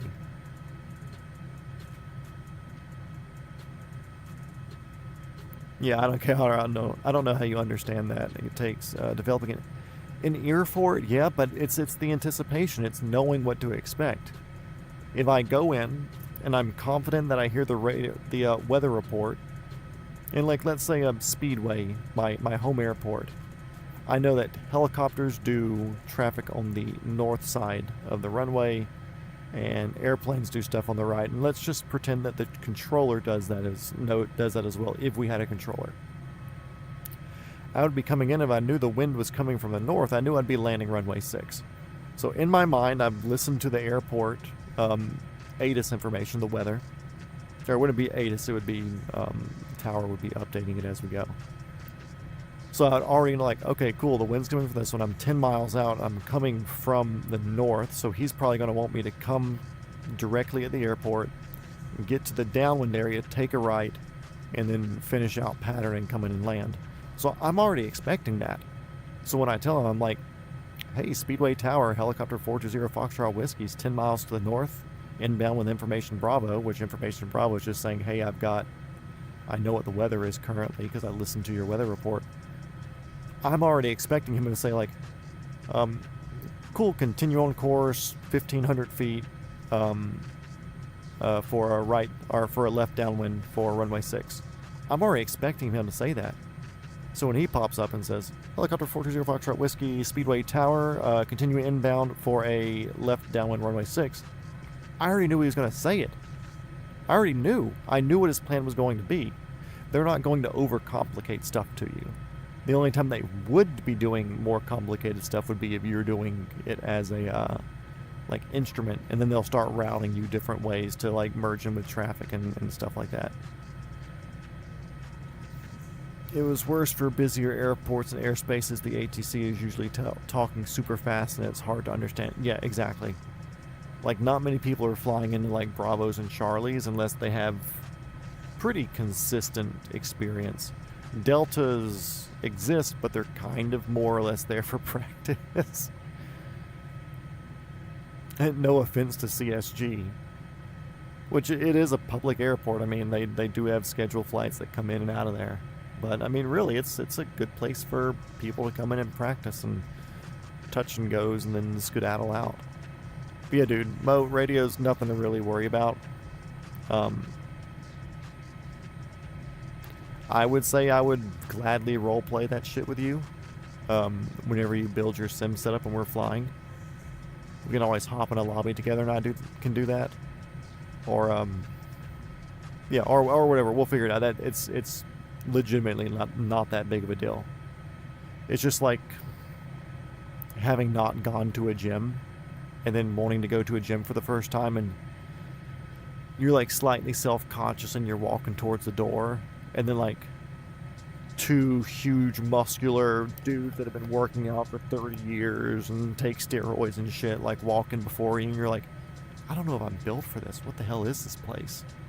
Same thing. You're like, oh, scary door, I don't want to walk through there. It's then you go inside and you realize everybody's just like super nice. And like every single one of them will spot you and help you out and give you tips on your form and technique to help you do better and get better results. It's the same damn thing. Like when I went to go do my solo, orbiting around Macon down there doing 3 or 4 loops on it, there is a Cirrus SR-20 or SR-22 taking off from the ramp. And he had an instrument clearance. And he's like, here for departure to Myrtle Beach, South Carolina, or something like that. And the controller's like, okay, cool, clear for Myrtle Beach. Question for you. He's like, yeah, question, go ahead. He's like, you live over there? He's like, oh, yeah, I live. He's like, dude, I went golfing out there this one time. It was so good. And when I'm on frequency coming, he's like, you ever been out to Myrtle Beach? It's like, no, I haven't been out there, dude. I've only done like local golfing and stuff like that, but it's usually just hanging out with friends. I don't even know what I'm doing. Every ball's a slice. And yeah, we're like cutting the shit talking, you know? It's like when I need to do business, we do business. And especially when you're a student, you say student solo coming in and he just treats you like a fucking homie. He's not going to yell at you. If you come in and you're flying a fucking private jet coming in and you're like not listening to what he's talking about. And there's the Lowe's. Did y'all fly over the Lowe's? But if you're not listening to what he's talking or saying and you're flying in a private jet where you obviously have thousands of hours, like, he might get frustrated with you. You say student solo and you almost have a pass just to do whatever you want to. Delta was our land and get food and do approaches airport. Yeah, exactly. That's what Delta's were. It's hang out. The controllers in like the lower traffic deltas. They're also Pilot Unknown X. I don't think I've seen you in here before. Welcome to the stream. Yeah, dude, deltas, they're fucking chill. Like when I was in CSG the one time I went down there, like it was slightly busy, but it still wasn't that bad. But I didn't touch the comms going in there. That was my second. No, it was my third flight ever. I did my discovery flight. I did one flight with the instructor. Then the next one, they were trading out a helicopter in Hampton down with one in Columbus. My instructor's like, hey, you want 3 hours of flight to go down there and do this? Damn right. So yeah, I rode with him, or I flew and he rode with me. But he did all the calls and stuff going into that. Although I kind of wish that I did, just because it would have saved me the other stuff earlier, but whatever. No big deal. But yeah, dude, it's nothing to worry about. Let's see, Pluto Hawk. Tomorrow, sim pilots can use Pilot Edge for free to use real controllers for the approach to Oshkosh to practice for the EA Airshow landing process. Oh, nice. This month, helicopter approach is awesome. That's sick. Never been, man, just scrolling, thought I saw a flight suit come.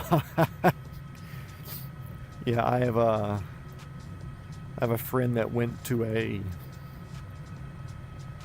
yard sale or something and saw this and was talking to the dude, and he was like a colonel or something, and this is not stolen valor in any way, shape, or form.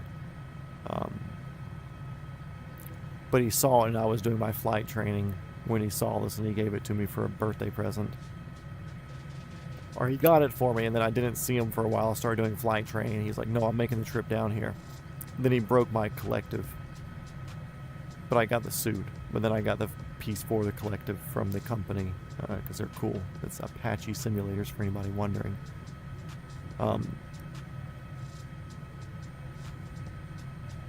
Yeah, I figured, I think it was Christmas this last year. You wear the same ones? I don't even know what brand this is. I'm pretty sure it's just an Air Force flight suit from 90s and early 2000s, which may be the same thing now. Couldn't tell you.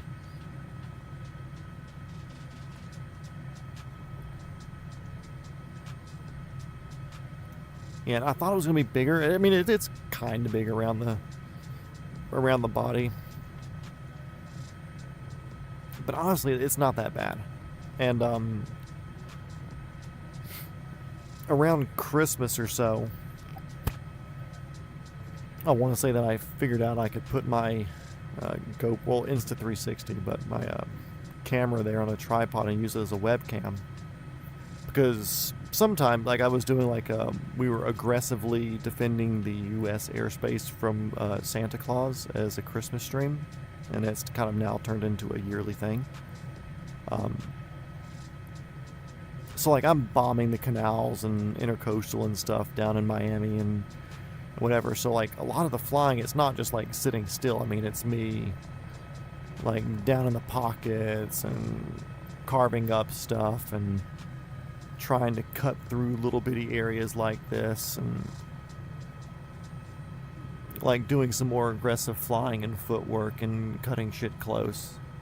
And I wanted to like have that scene because even though I'm in VR to where you can see what I'm doing, I'm not flying looking at this where you can see my controls. So I wanted something there. I was like, hey man, if I have a freaking flight suit that my friend gave me, I can wear that. And also, in my opinion, it kind of makes it look like there's a lot more effort going into this than there really is. Because, like, if you see a YouTuber doing streaming stuff and they dress up for the stream, you're like, oh, look, he cares. Kind of.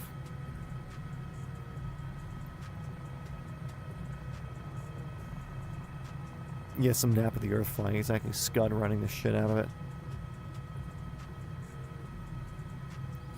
I believe we're close to destination here. Where are we? Okay, so we're already on the north side of the river. Okay, that's why I'm...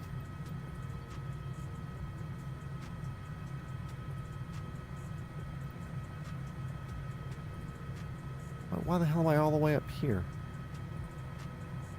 Where are you trying to take me? We are nowhere where we're supposed to be. What the heck? That's strange. Okay, we're just gonna go due south. This road should take us there. That's weird.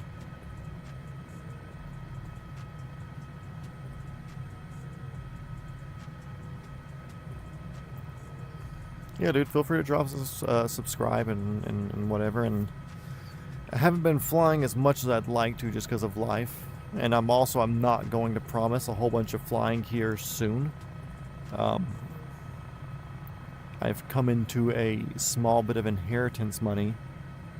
And I basically just wrote a giant check to my flight school to finish up commercial flight. Privately rated currently. But I'm about to be trying to do like 2 or 3 flights a day. And trying to get like 3 to 4 hours of flying a day. To really, really push for commercial as quick as I can. So with that said, I'm probably not going to feel like doing this a whole bunch unless I see something neat during my flight. I kind of want to replay it or go over something or whatever.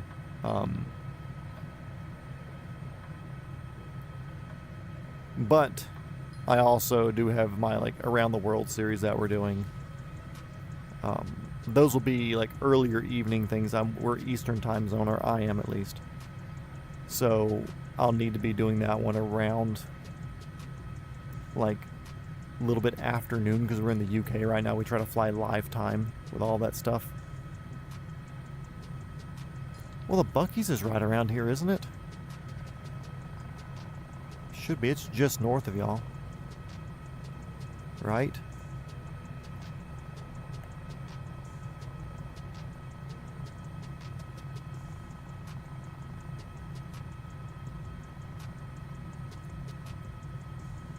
Our 65 go...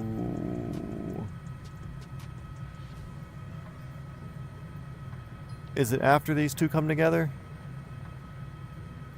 After north. Or where's Athens? So Decatur's here.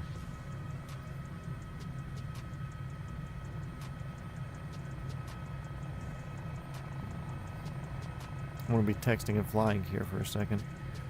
Buc-ee's gas station, Athens, Alabama.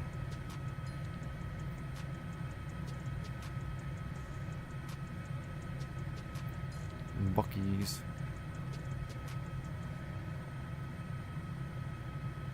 I think I gotta turn around. It's gonna be more north. Search this area. Oh no, it's kind of...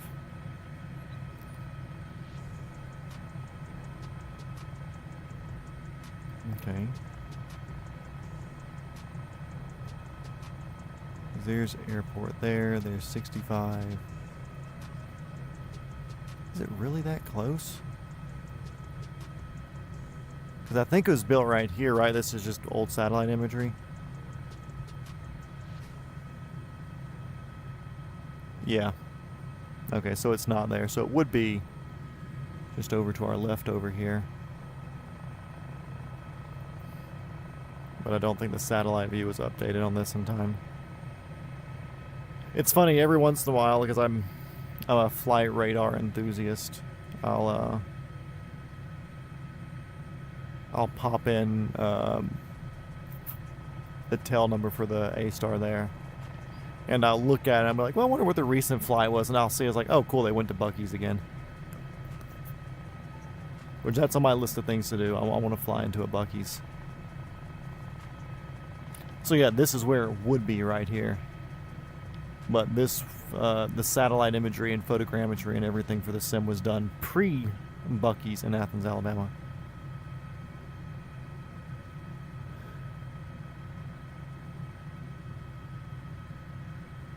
Let's see what I missed. People were talking. Just we land at Buc-ee's, no worries, RL better flying. Yeah, 3 miles north. Heck yeah, welcome to the tribe, bunch of fun. I will be flying Bama some. Mo is over in Bama, and the guy whose flight I'm replicating, his home helicopter base is here in Bama. So I feel like I may be doing some more Bama flying soon. Honestly, dude, I might come out there and see you guys as like a big cross country because I have to do a lot of fucking cross country hours. So we'll see.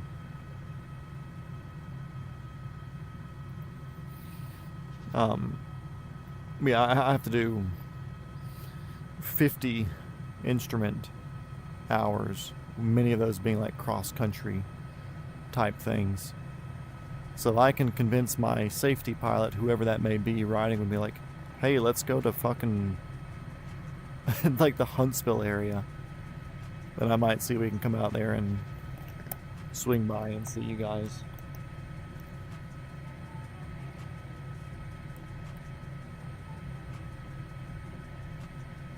Cool, we'll do some completely legal level flying right here. And the reason we're so low is because there's probably power lines somewhere and we just don't want to hit those. Actually, what we're going to do, since we're here, this thing has some weird feedback when I do heavy right pedal. Yeah,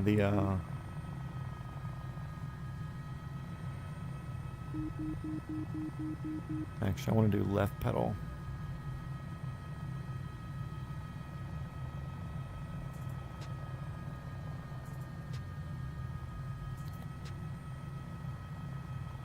Nope, don't straighten up on me. I don't want you to be... I'm not going to complete that sentence. Man. Will you right pedal me? Yeah, you'll right pedal better, but still not good. Man, you're telling me I can't go 50 miles an hour sideways?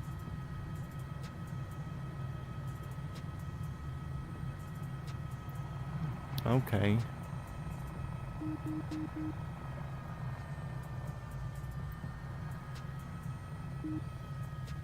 Oops, I gotta adjust my headset thing. Okay. I have no idea what the road looks like behind me, so this may be a mistake.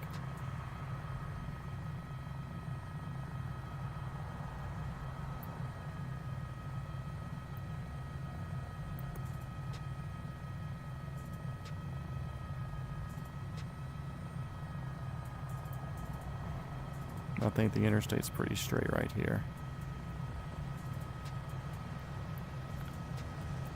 Oh, there was a bridge there. Not cool. I saw 69 knots though on the GPS screen. Kind of hard to do that and focus at the same time. But man, that tail really wants to wind vane you around.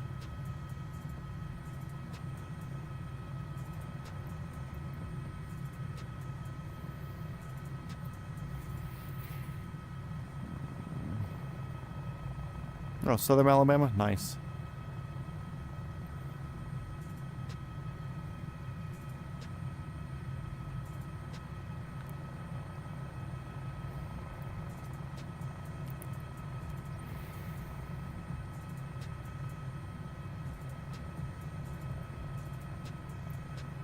I need to get down to Southern Alabama, like Florida Panhandle-y sort of soon. I really, really need some saltwater time.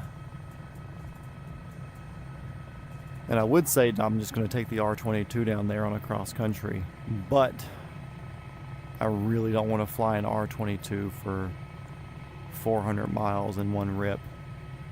I wouldn't mind the 44, wouldn't be that bad, but the 22 would be a pain in the ass.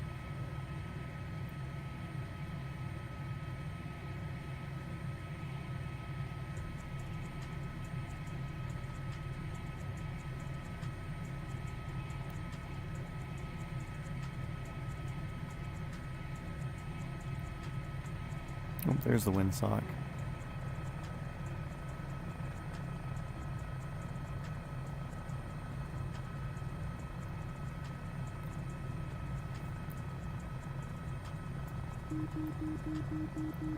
Don't beep at me, you're good.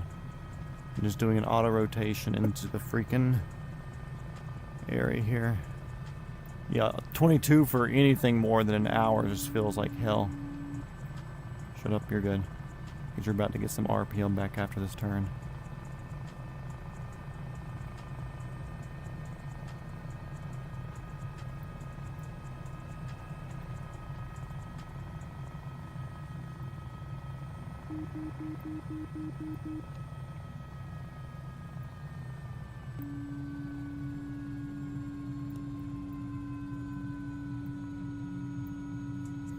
Cool, auto into space. Let's go. Here, I don't get to hear the beeping outside. Cool. Let's hop another helicopter real quick. I don't want to fly too much tonight. Let's do Ooh, I want to show you guys something that I didn't know I could do until recently. Let's do Pigeon Forge. Sounds good. Let's do the BO-105. Action. Okay, we have a few people in here. So we have three options here. We either have the BO-105, which I really, really like the helicopter.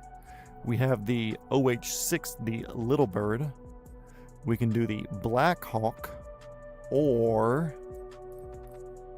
we can do the AS-365 Dolphin. So Dolphin, Black Hawk, BO-105, or Little Bird. Those are your four options. The hangar's not even built yet.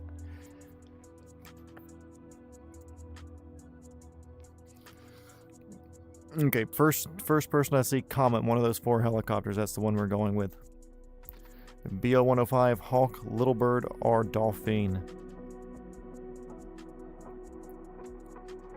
Dolphin, hell yeah, there we go. Thank you, Southeast Aviation.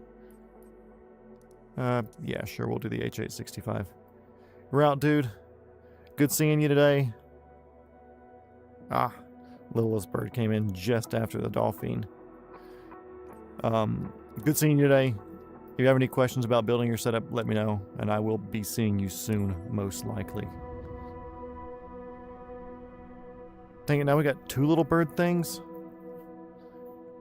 Well, also, we've flown the Little Bird a lot on the channel. The Dolphin's an extremely new helicopter. It just came out like a week and a half ago. So we'll do Dolphin. We'll do it really quick, because I got to show off something that I just figured out.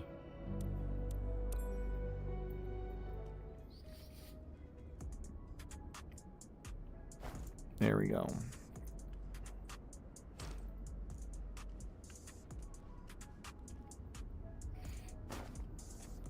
Let's see. Is there a outside cover? No, we're good. Shift C puts us inside. Make sure I'm sitting straight in here. Okay, cool. Got battery on. Battery on. Collective throttle down. That's all good there. This one will already have the fuel on because it's got this set up here. Generator, leaving those off for the moment. That can be where it's at. I need to switch to my MISOUS now because the controller can't do this. What am I forgetting here? What am I forgetting? I haven't flown this helicopter in a little while. Okay, that's good, that's good, that's good. Throttle that on. Generator shouldn't be on yet. Oh, that's right. I'm doing everything right. I gotta hold the fucking button.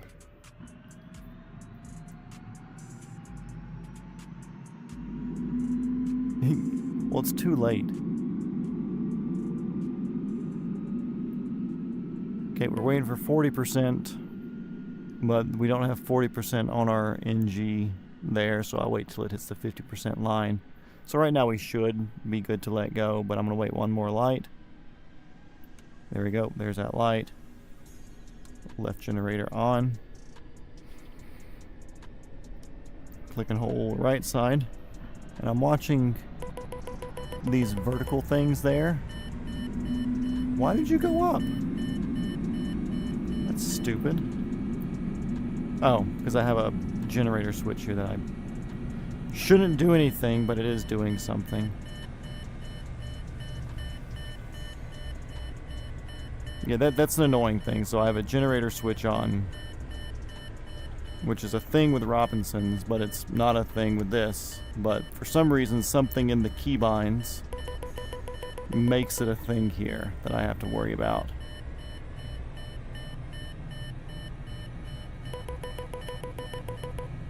Okay, there we go. We got rotor RPM in where it needs to be now.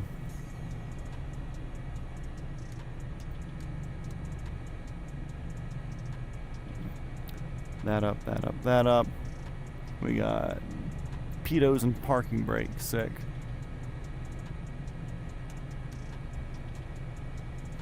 And click that warning light. Limit button can fuck off.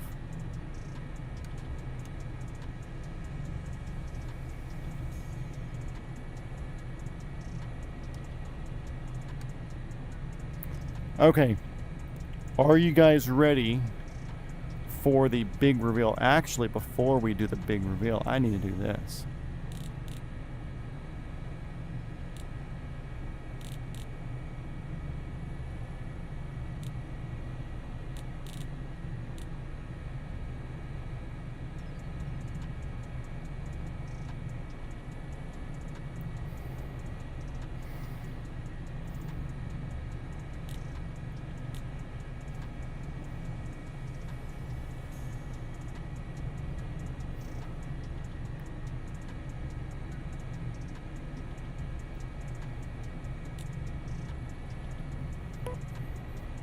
You know, you're supposed to be...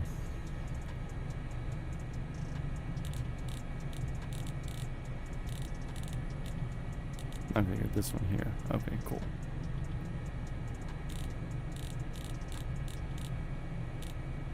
That's that illumination. That's that illumination. Okay, cool. Are you ready? You ready? Yeah, so that's annoying. Like, and the reason that hot start thing happened there. So I have, if you can't tell, I have a Robinson control set up for my peripherals here, and on the end of it, there's obviously the switch for the Robinson governor. This helicopter, even though I guess you could argue that it technically has a governor, it's not on a switch. I had that governor switch turned off, and because that governor switch was off, it decided to run away because for some reason it affects something in here, even though I don't think I have it programmed to anything. Okay. So, parking brake, wrong button. There we go, parking brakes off, so technically we can start taxiing around. But you know what's really, really annoying when you're taxiing, guys?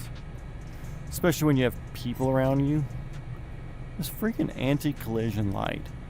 So now, if you look on the outside, we are dark. But guess what? That's dangerous, because look, it's also dark outside. Well, you know what? You know what? We have night vision. Can you believe it?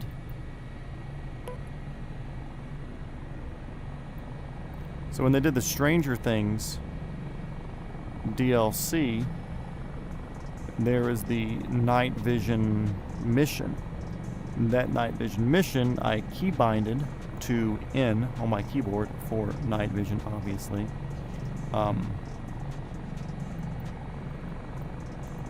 And I tried it again on some helicopter, but apparently only the Miltech simulations and the Taugs hangar helicopters retained the night vision usage in their programming. So here in the Taugs hangar Dauphine, their Little Bird, and I guess their Llama that I have too, and the Miltech BO-105 and Blackhawk that I've purchased, we can use night vision. So now I'm not going to be terribly upset about having a nighttime flight for the Around the World series, because if we do it in night vision, not that big of a deal. I mean, also at the same time, it's like, we can see all right. It's not terrible. But, I mean, come on. pretty damn good. And also, this helicopter flies so well. It's one of those things that's... Where's my decision height? Oh, it's bitching landing here because I'm too low. Too low! Shut up. Shut up.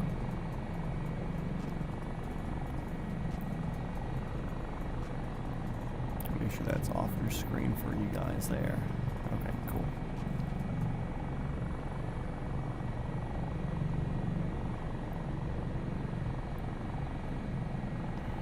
Again, I'm like barely using any power here, but this helicopter is extremely well modeled.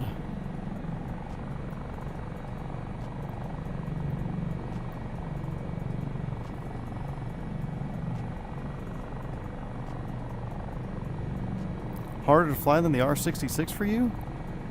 Interesting. I noticed the first time that I flew this first time ever on stream. There was a live that I did a few days ago, or a week and a half ago, whenever this came out, where I was even flying around the Talexanger Little Bird waiting for this to come out, and as soon as it came out, I did the purchase, download, and everything. And I was wiggly on the takeoff. That was for sure. I was wiggly on the takeoff. But it just took a minute for me, and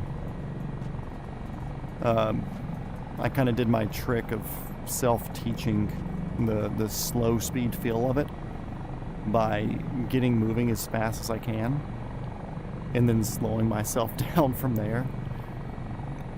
That's how I taught myself. However, it sounds like you know how to fly Pilot Unknown, so you can appreciate my self-learning process. I understood coming into it that I probably wasn't going to be able just to pick up the helicopter and hover immediately. So what I did, I would spawn in the air, or I would pick up immediately and just push forward and get forward airspeed. I'd let the vertical stabilizer take care of keeping me moving in the correct direction. And then I would slow down more and more as time went on. So the better I was at flying, the more I could fly slow. So I basically did the same thing in this. I was like, damn, I am wiggly picking up, and that is not a good look for me. So I started moving and then started slowing myself down more and more.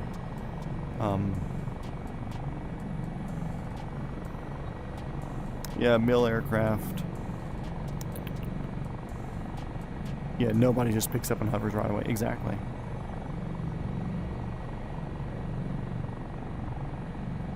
I think it's just a VR recording thing, because the VR on the screen for you, so if I close my right eye, right now I'm going to put the edge of my right goggle on the, or actually I'll point at it first. I'm going to put the edge of my right goggle on this pillar here, or the edge of my left goggle, because I can wink my right eye. So that's the pillar there. And now I close my left eye, it's right here. So I'm pretty sure the screen, from what I understand, it's showing my left eye's view of stuff.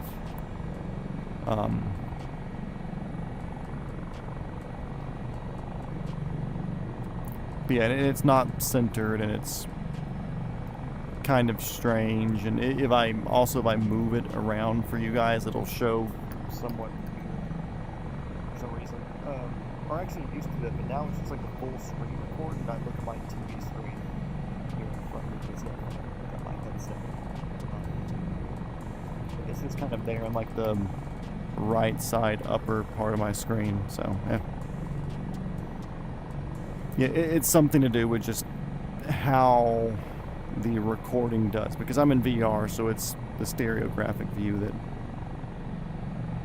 we have here makes it a little bit different for you guys. Yeah, night vision, kind of sick.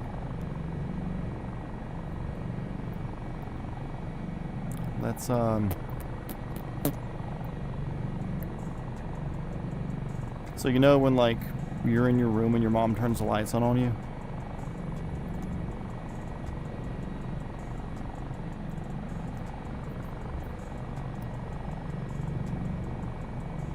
yeah, that's just how the night vision lines up on the screen. I don't think there's anything wrong. It's just what the programming and how it displays on the screen for VR.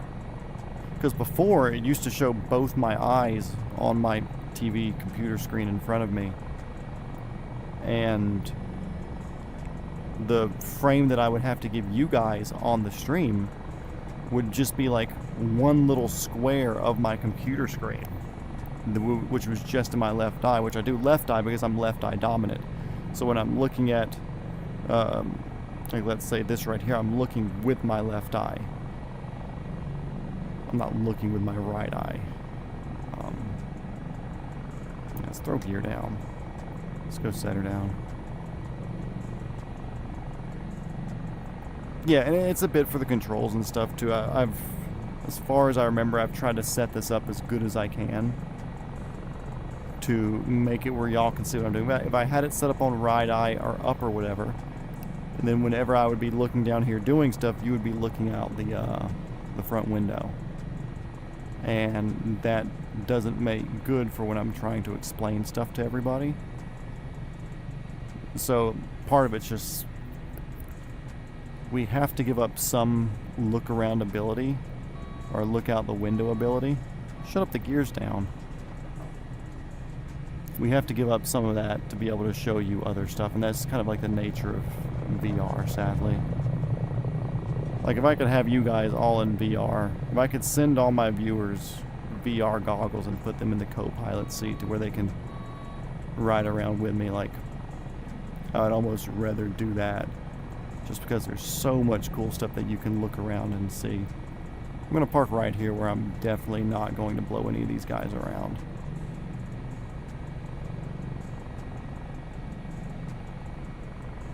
As you can see, the airplanes are not moving, which means the aerodynamics don't work for them. Granted, Ruff, you can't necessarily see outside the goggle window unless you lift them up. But yeah, exactly. Like I don't fly in night vision. I would like to.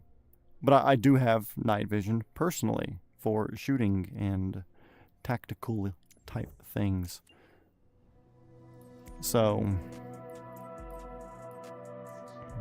everybody's like, well, what, like, also people don't realize, like, that one little circle that y'all are seeing, that's really what you see in real life. Of course, mine's a white phosphor, so it's a bit more of a blue look. But you have that, what, 30-degree field of view that's just a circle out in front of you. Like, people expect, like, your whole world to be that, and it's not. It's really not. Your view, for the most part, is... There's an airport. I don't want to spawn in a helipad, because it makes you run when you spawn in a helipad. I want to do a startup procedure, because the little bird sounds good.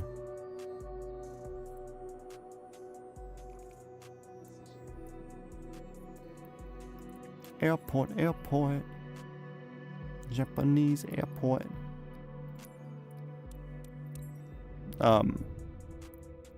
Yeah, it's like a flashlight. And then people are like, well, why don't you get dual night vision? Well, guess what? It's still the same, but just with both eyes. So you have both eyes that are focusing on the same thing in front of you through two little circles. You still have the same field of view as you would with a single.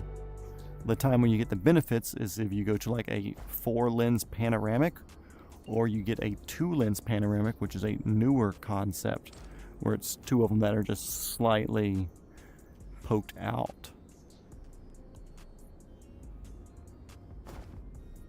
And I don't think there's a static on this one. Nope. Shift C.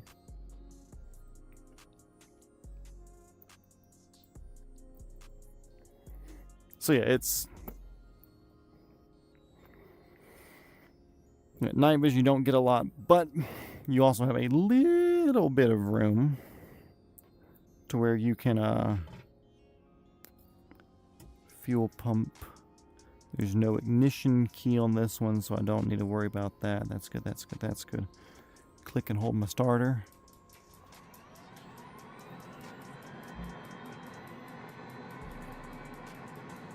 We're spinning, we're spinning. It stalled the spinning, so... Ooh, good sound.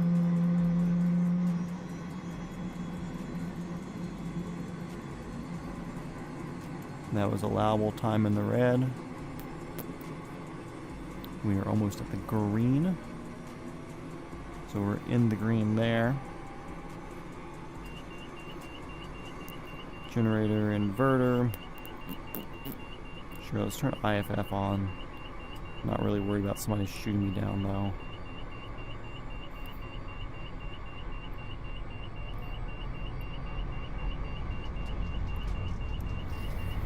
And so getting a setup like mine, it's great. So this is the Apache Simulators R44, not sponsored or anything. But it works great. My big complaint with it is, and now that I am a big boy pilot, I kind of wish I had a center cyclic instead of my Robinson style one. I'm pointing with my controller, but looking at the camera you can see it's the Robinson style controller. So it's not bad. I kind of wish I had a center one. That's I don't want to say a big complaint for me. It's something that I do wish I could change or have done different. But I will say knowing how to manipulate Robinson controls has made a big difference, especially hopping into a Robinson. It wasn't weird. It wasn't like a lot of people that don't fly Robinsons that get into one. They're like, oh, this is weird that you're... Instead of... Let me land so I can point this out without killing this. So when you look at the cyclic here, the pivot point, it's a single pivot point down in the middle, and that's how you move. So it's moving from that singular point down here. With the Robinson one, it's a point over here that you're moving, but with your controls here, wherever your stick is, instead of moving your stick like, I guess like this around, you're actually translating it in space like this. So it's, you don't think it's that big of a deal. Man, you miss flying and starting up. Yeah, your startups are nice, especially when it's got good sound. I can't see my screen. I guess it defaulted to still being in dim mode from when we were just flying night vision. Oh well. Anyways.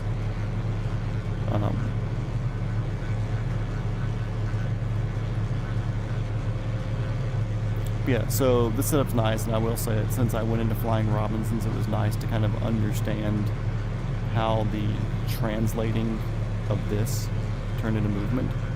Like, I let my father try to fly this, and when he was trying to go left and right, he was doing this kind of like an airplane's yoke, like in a Cessna, where you kind of like steer it like a steering wheel. I was like, no, that's nothing. It's, any of your movements all about forward, backward, left, and right, not up and down like you're steering it. Hey, Robinsons aren't that bad.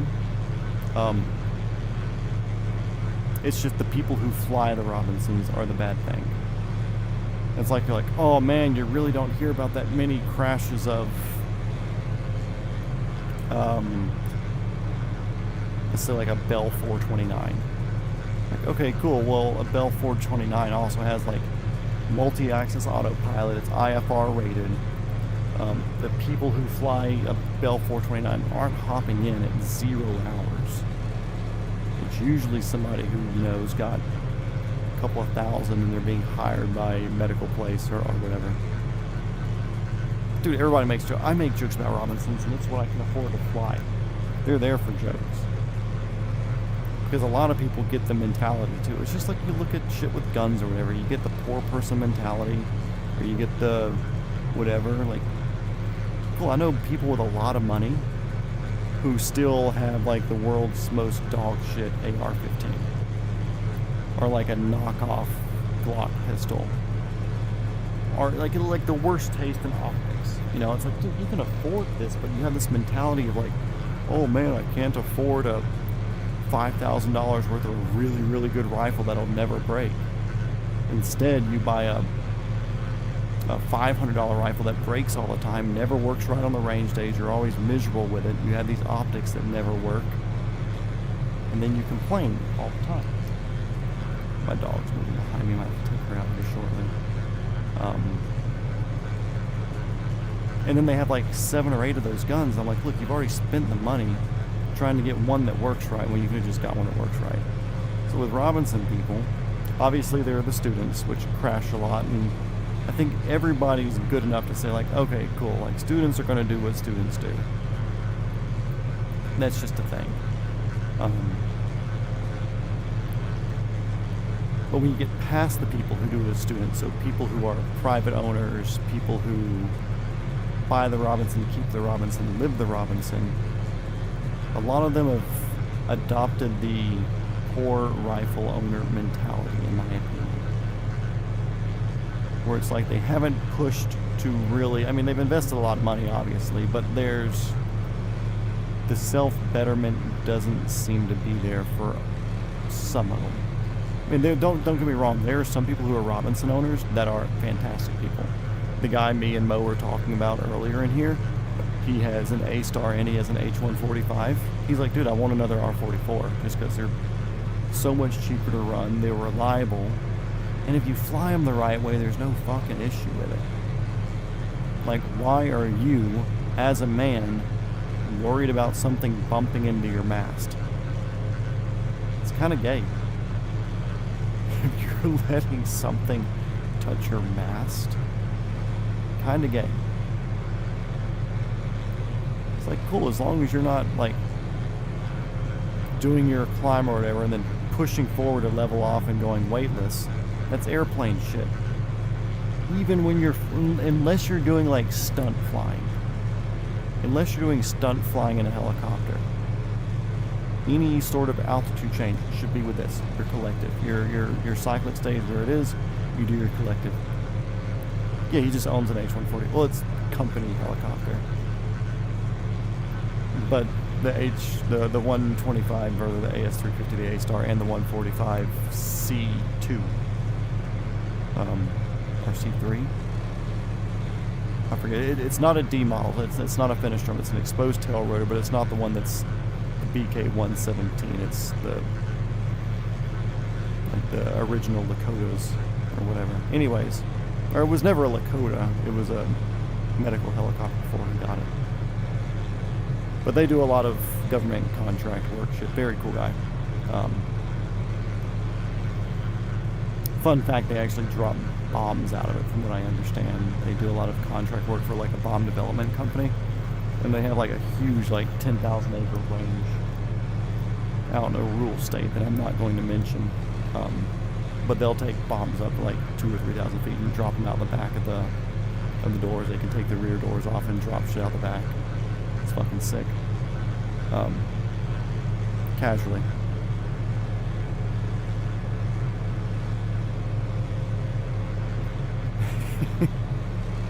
I think I would have been a better pilot if you started with one. Yeah, and funny enough, that's one thing that my instructors have told me. So I never did the military route. I went straight civilian on everything. But he says there are a lot of people that transition into the civilian world after flying Hawks or Dolphins or Lakotas or whatever. 407s if you're doing like scout helicopter shit, you know, or if you're 160 flying the Little Birds or Chinooks or whatever. Anyways, to transfer out, like a lot of them will go to flight schools to learn civilian side of everything. The rules, regulations, whatever. There's a lot of stuff that applies. And a lot of them don't want to spend the money to do it in a 44 because guess what? You know, military people don't make a shit ton of money. You do that with a Robinson. It's just drop bombs out of a Robinson, no big deal. But yeah, military, I don't make a shit ton of money. Military people don't make a shit ton of money. So it's a lot cheaper to fly with Robinson. A lot of schools also that do GI Bill have no more 407s. Oh. What do they do now for scout stuff?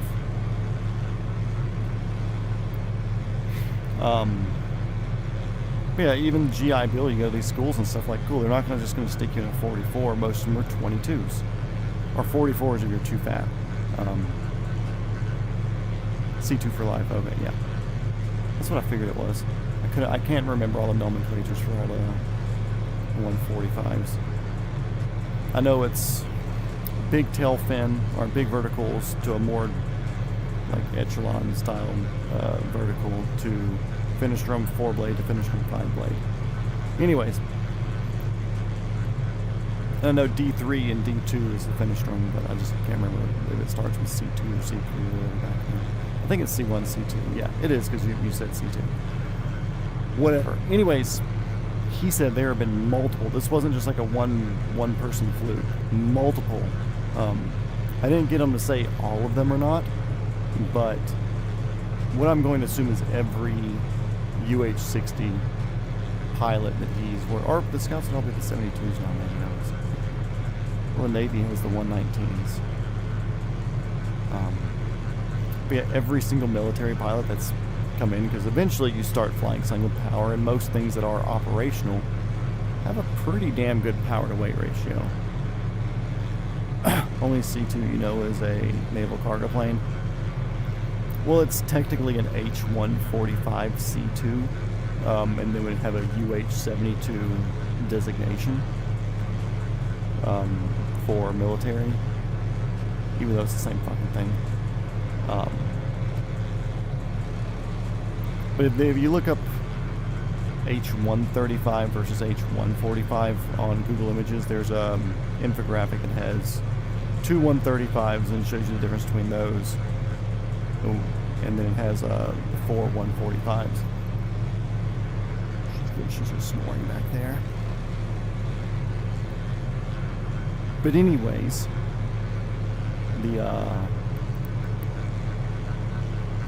every single military person that he's had like transition out and do training with him on the civilian side, he said like none of them are able to do the the UH-70.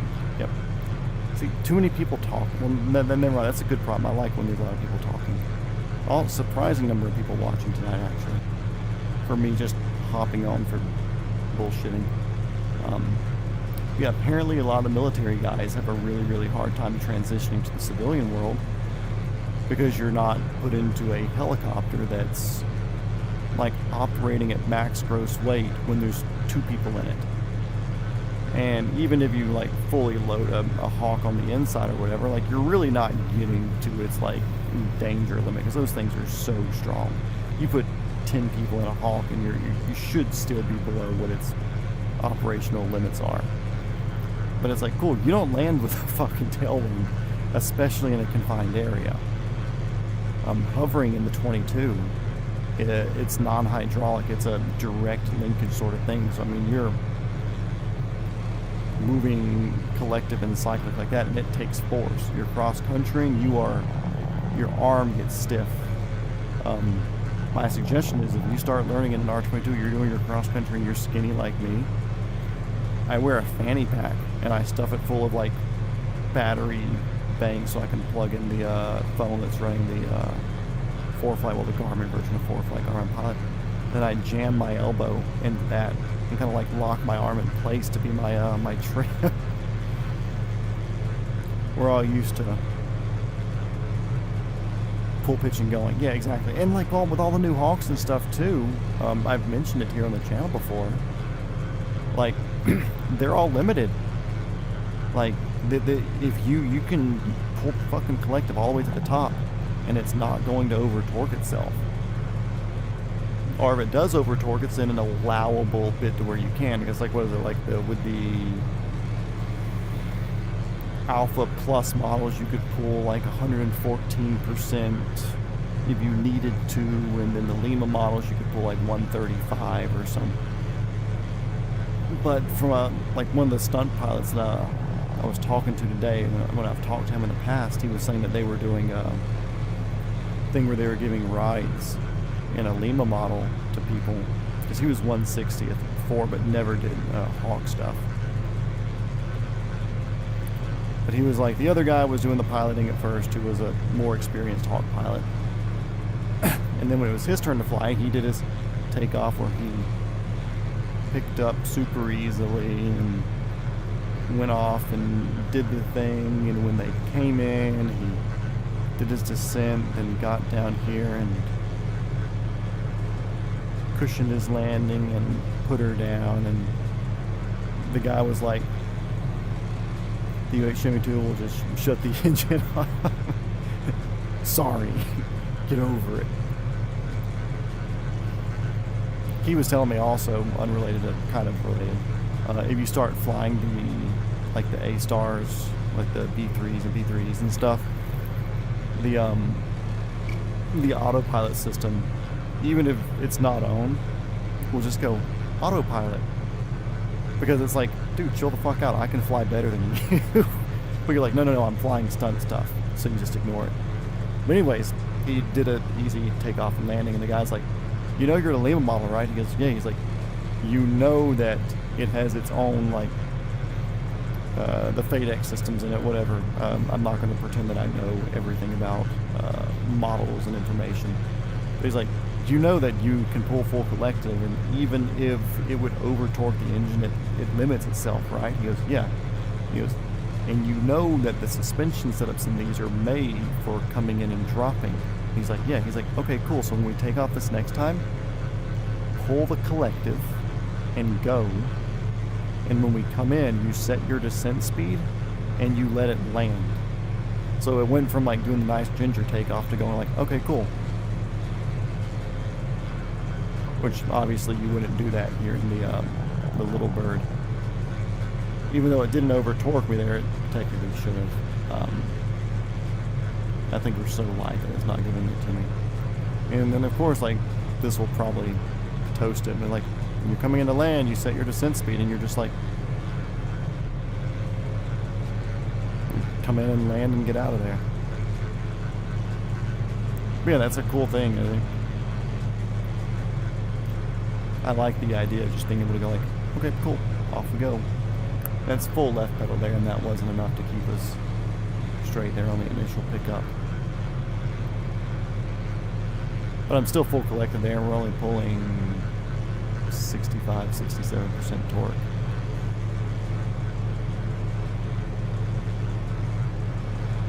So are you a Hawk guy? I'm assuming if you're saying just full pitch, that would make sense.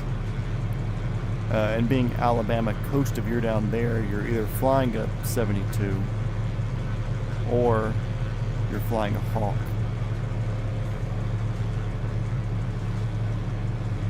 It's fun to not worry about it. Dude, and legitimately, not just saying like, okay, cool, like, go out and fly a Robinson and be a better pilot, but whenever you get out, or if you ever just have money to do it, I don't know how big you are, how much you weigh or whatever, but if you're within weight limits to get in a 22 with an instructor, give it a fucking shot. Discovery flight's cheap comparatively. It may not help you much in what you're doing now. The way they want you to operate is completely different, and that's another thing going into the civilian world from that I understand. Actually, since we're here and since we're talking about it, I'll throw ourselves in a Hawk real quick too.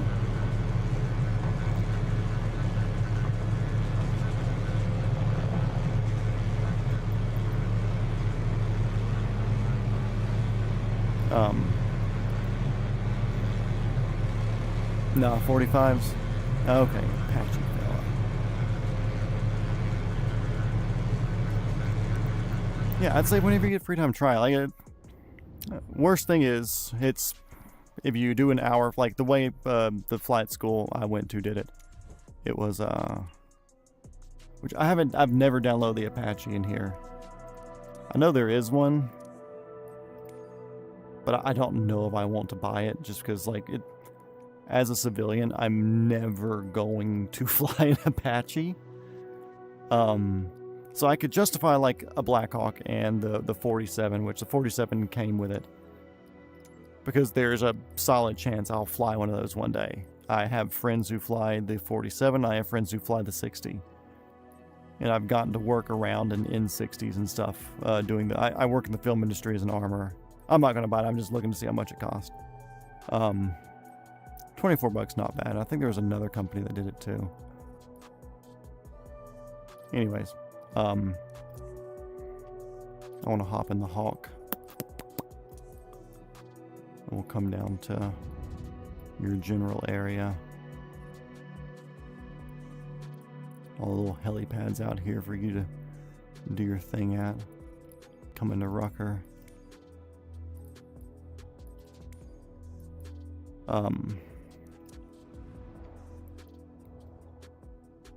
I forget where I was going with this whole conversation. Griffins. Garbage, don't buy it. Oh yeah, but like, when I went to go do my discovery flight, usually they're like, cool, discovery flight, you pay for an hour. They give you your, for the Robinsons, you have to do the SFAR 73, the Special Flight Rules and Regulations. And that's just because with the two-blade rotor system, you have mast bumping and such. And they want to make sure that you understand that and you understand how little inertia you have, which you know from auto rotation stuff. That's where we store the Hawks. So you know with auto rotations about blade inertia and stuff like that. Robinson's blade inertia is a myth. There's none. It's there. It's not a lot. Let me get in here. There's not a lot. And so that's the SFAR is really there to tell you, like, cool, don't do low G pushovers. And if you have an engine failure, you have to have the collective down within like 1.5 seconds, or else you're gonna go into blade stall and you're just gonna toast yourself. And that's really the extent of what the SFAR is just making sure that you play as an adult. Really. But yeah, so what I'm trying to say is, usually when you go for your discovery flight, they do that because to legally move the controls, where am I? Okay. To legally move the controls in a Robinson 44 R22, you have to do the SFAR course. How do I feel in here? Do I feel left, right, up, down? I'm really short, but if I go any taller, I can't see any of the buttons, so whatever. Let's see. Battery on.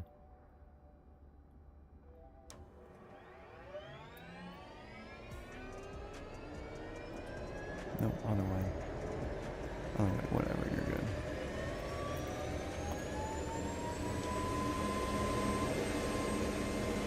On air source, APU, battery on. Generators can go on now. Getting a little bit of vertigo there, but you have to do the SFAR class, and the SFAR class literally is just the dude telling you that stuff. Lights, anti-collision, sure, leave that on day.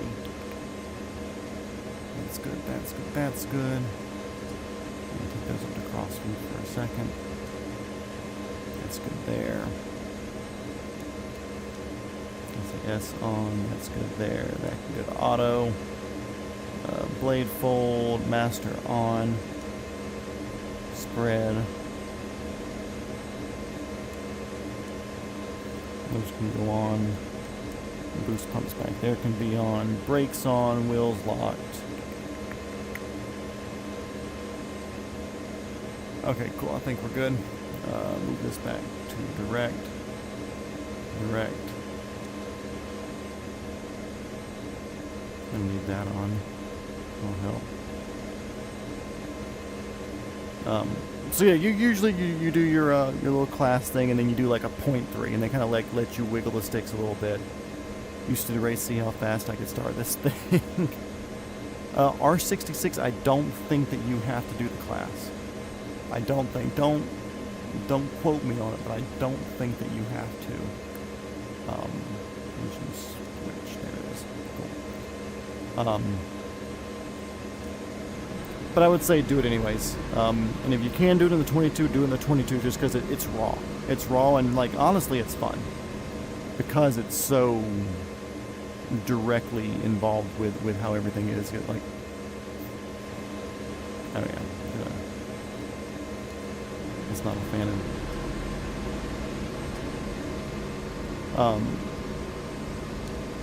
But you have to go through that, and sucks, kind of annoying, whatever, but what I told the people when I started is like, look, I understand you gotta do the SFAR and stuff, but I don't want to do a .3 discovery flight and be like, oh man, that was so much fun.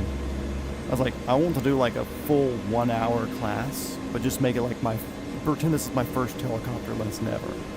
So we did a 1.3 or 1.4 hour flight for my first ever flight. Of course, hovering on day one and everything because I had I'd been hovering here in the simulator beforehand. Oh, that's good. Click, click. I'll wait for you to hit a start before I turn that off.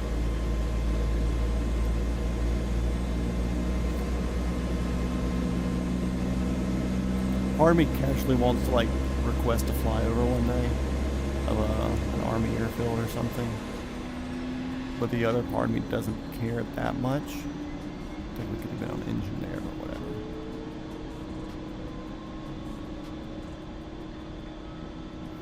Okay, that's good, that's good. Doop, doop, up, up. Boost off, pitos. No, right there. Pitot heat on. Low rotor, and I don't care about the AFCS. And rotor RPM's coming up anyway, so sick. We're basically good to go.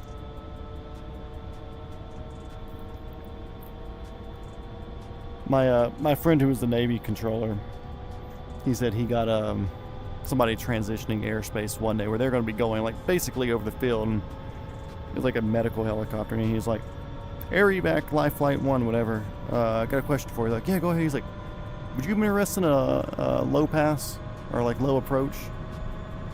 So he let them do a low approach over the field. He's like, if I had the chance to let somebody do something like that, like I sure as hell did. I'm not gonna tell Will.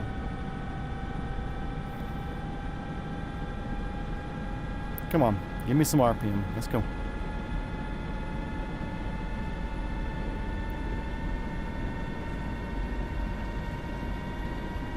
Give it to me. There we go. We're in the green now.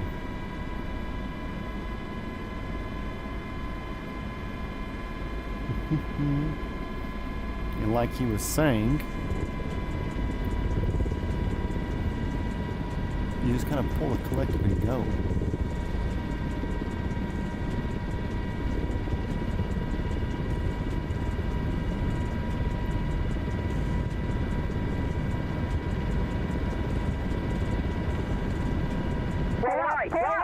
Shut up. Literally nobody asked.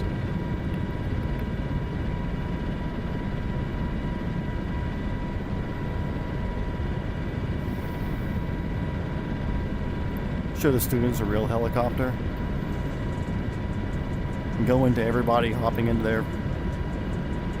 Because what is everybody transitioning to the 66? Because no Army's doing the 66 program now, but they're kind of testing everything. Either way, like, find a way to go in and be like, let me get cleared for the option. And do like a touch and go sort of thing. But go and just like do your approach in front of like everybody who's learning how to hover. And hover in a crosswind in the little fucking R-22. And I'm not saying I would take my hand off the collective, but a little bit of that would be pretty fucking funny. Get a little crosswind hover going off and send a little bird and be on my way.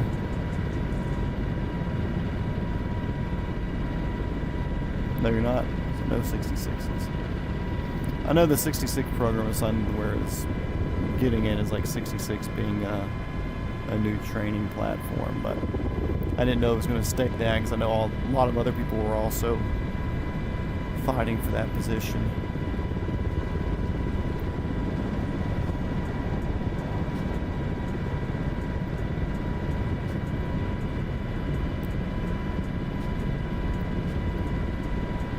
Because guess what? The military's got a fucking lot of trainer helicopters. If you can get a deal signed to get 100 of those things sold, you are making a commission on that thing.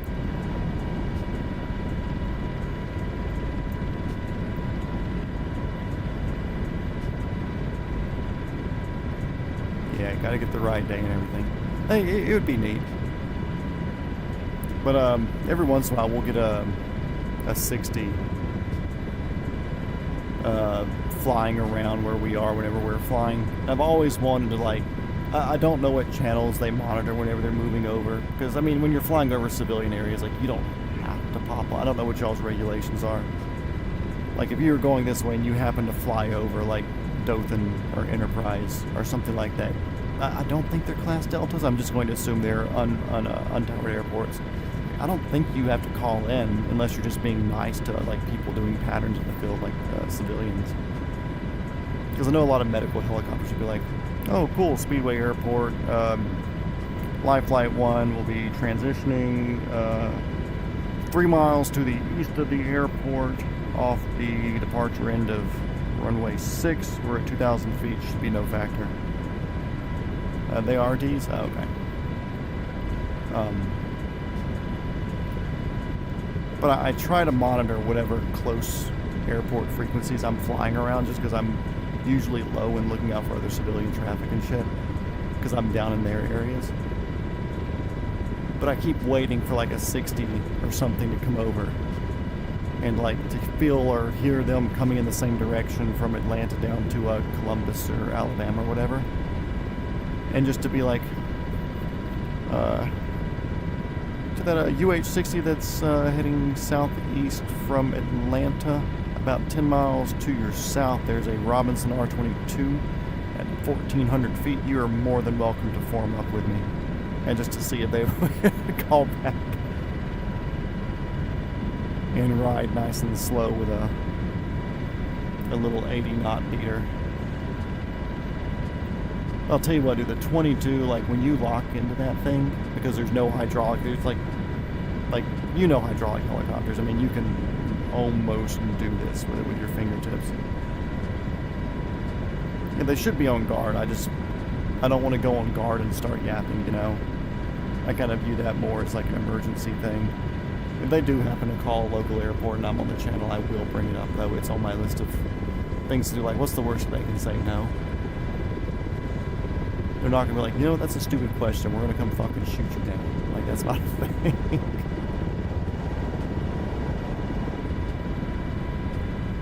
Right. Oh my god, bitch.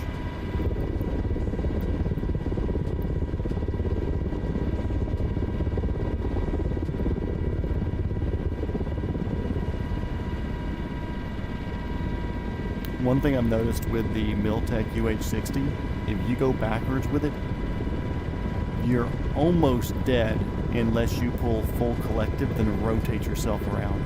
There is no forward, backward, left, right collective to get you out of it.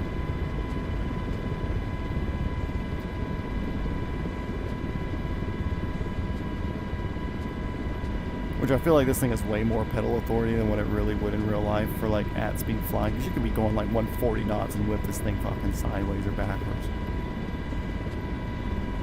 But these things are also so fucking easy to fly.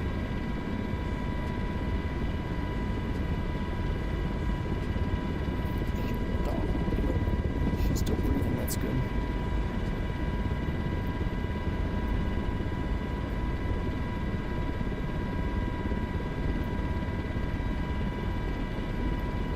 Actually, since we're here, I'm going to try something I haven't done in a while. It's going to require a different helicopter. Not because I can't do it in this one, it's just that this particular helicopter has exhibited strange behavior while backwards flying. And also there's a lot of things that I would have to do to make this be practical for what I want to do. I'm not in current time, so multiplayer kind of fucks around when you don't do current live time. But I'm going to do this one thing and then get off because it's 1:40 here. I got to take the dog out. And I was also up at like 7:30 this morning, so. Fort Rucker says departure. Bless me. Okay, R-22.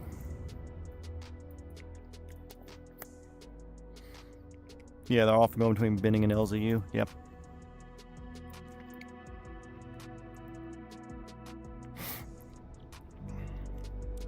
Robinson R22, no pre-flights on the outside. Shift C puts us inside.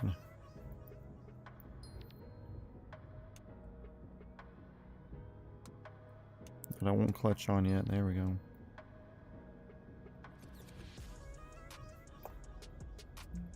Thanks for the blesses. You're right on back. Can't have a woman taller than me, not gonna happen.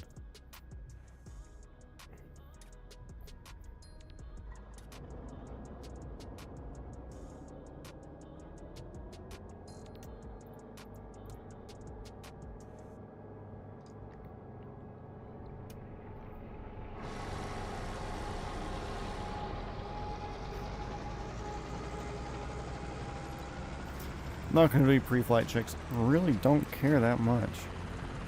It's so adorable. Yeah, we're already at full rotor speed and the clutch is still engaging. This is called mechanical neglect.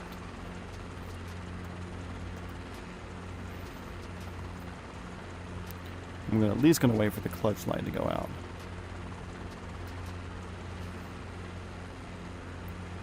What am I at on fuel? 3/4 half, so yeah, we're probably around. I don't know how much weight they have with her in here. Let's see what it feels like. Usually it defaults me to like... we're close. We're probably like... Let's see how much power we're pulling here. Oh, only 18 inches?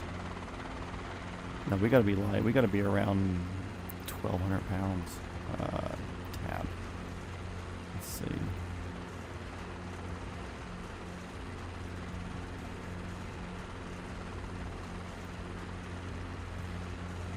Not checklist. Flight performance. Mass and balance. 1,100 pounds weak.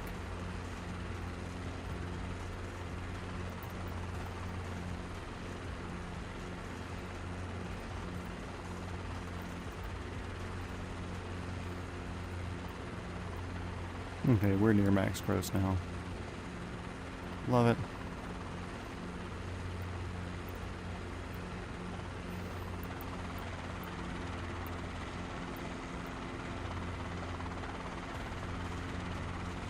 Okay, so this is something for you to try, maybe not in real life, but in your sim.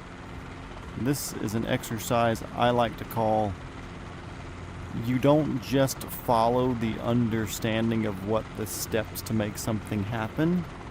You're actually processing what the aerodynamics of your helicopter are doing. And that's a backwards auto rotation.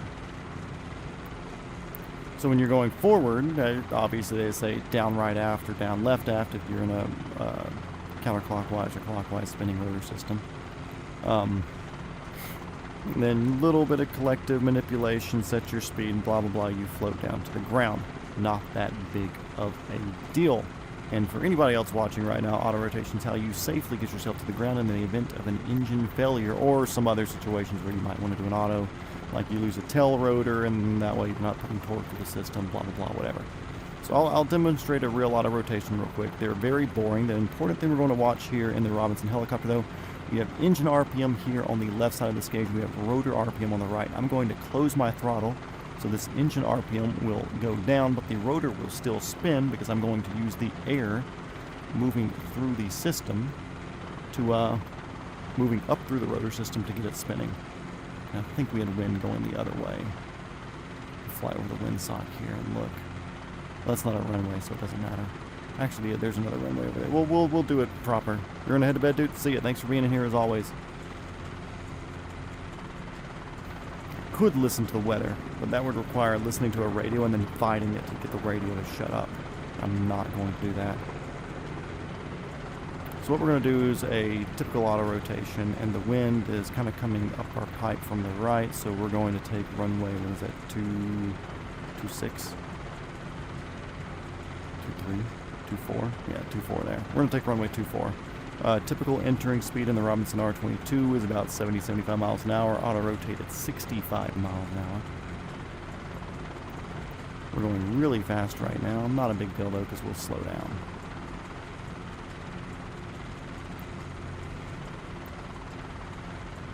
We're going to aim for the 1,000-foot markers on the other side there. We're doing 80 knots now. Down, right, aft, bottom, close, bump, and you can see my engine RPM falling.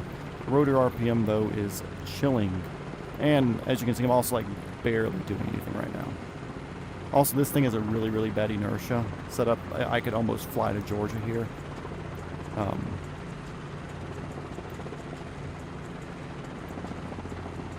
I can burn some energy here without overspeeding the rotor system. Get this down to like a 0 airspeed sort of thing.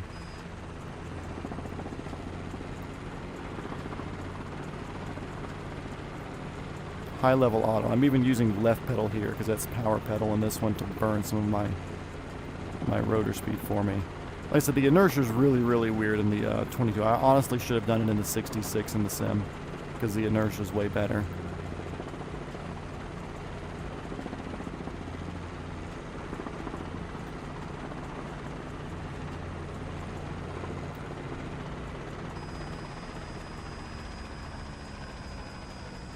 Okay, cool. There's your high-level auto. Anyways, we're going to do a reverse auto right now. So instead of it just being a down right aft, you can't follow whatever the by the book steps are, because everything's working backwards. You're no longer thinking about, okay, cool, book says this, book says this, book says this. You're now having to consider, like, okay, cool, the air is moving this other way. My flare, I have to do everything backwards. But I'm not doing everything backwards because my torque is still going to be moving the same way, so your pedal work still needs to be the same, but keeping your and maintaining your rearward movement. Like I said, we're going to do this, we're going to attempt to do it fully in reverse without letting the wind flip us around. So, build up some altitude here.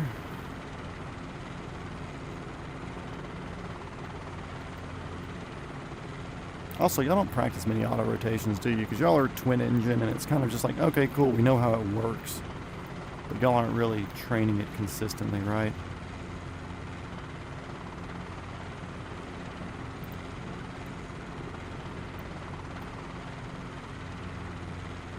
Also, I have no idea what field elevation is here. I assume you do, but I don't even know if the altimeter was set correctly, so I'm just kind of guessing what altitude we are at here. It looks like 600. What I'm going to do, I'm going to kind of get over to the trees where I can judge sitting still.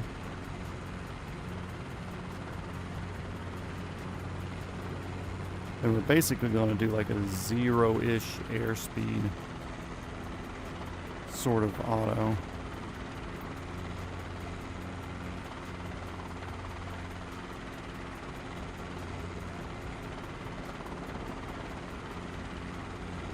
Okay, that's basically going, yep, we're going backwards there. Oh no, that's a lot of rotor. So that's an overspun rotor right there, but I'm still going to continue just because this is an exercise, it's not a test.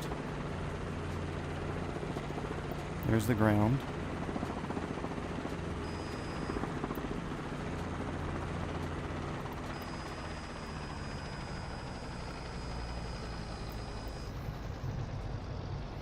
Little tail strike at the end, but we're down.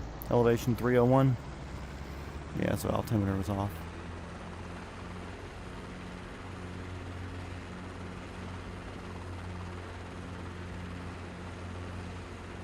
Oh, looks good.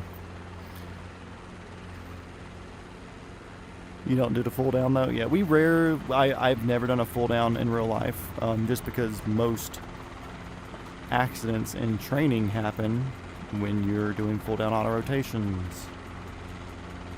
And there are more people who have accidents training full downs than doing actual auto rotations in emergency scenarios. So it's kind of like, why would you need to train that then if you're going to have more incidents training for the incident that you're less likely to happen? Yeah. Yeah, also, there's really not a situation when you really need to do a reverse auto rotation. In most scenarios where that would possibly be a thing would be if you're doing some sort of wire work, which would be a lot closer to the ground than this, or like a cliff rescue sort of thing in a single engine where you lose engine, and at that point you're not going to auto down in reverse. You're going to turn yourself around. With this being a left rotation blade, you're going to go right around, so that way you're not wasting any pedal energy. So like if it were to happen now, come on, separate, there we go. You would turn down like this, get your airspeed built up, and then come down and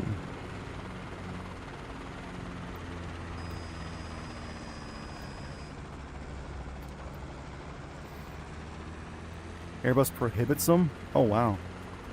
I've never seen them or even thought about reverse autos. Yeah, like I said, it's honestly, it's not a thing in real life. It is not a thing in real life. Unless it's like some weird fucking wacky scenario.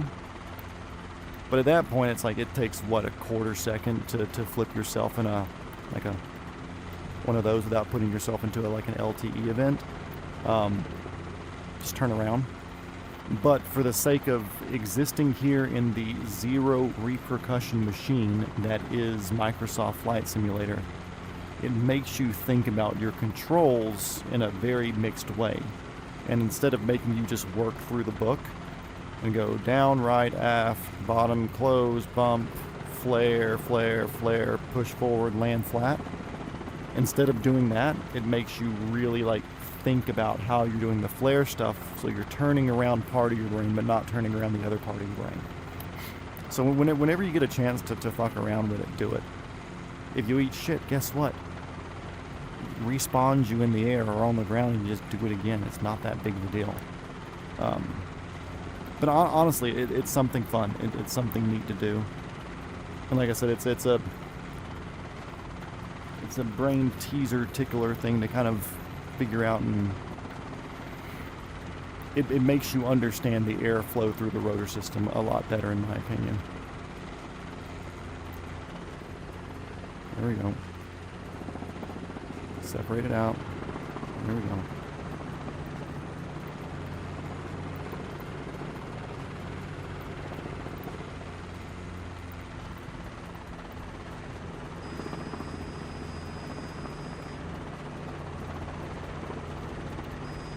Not a good one.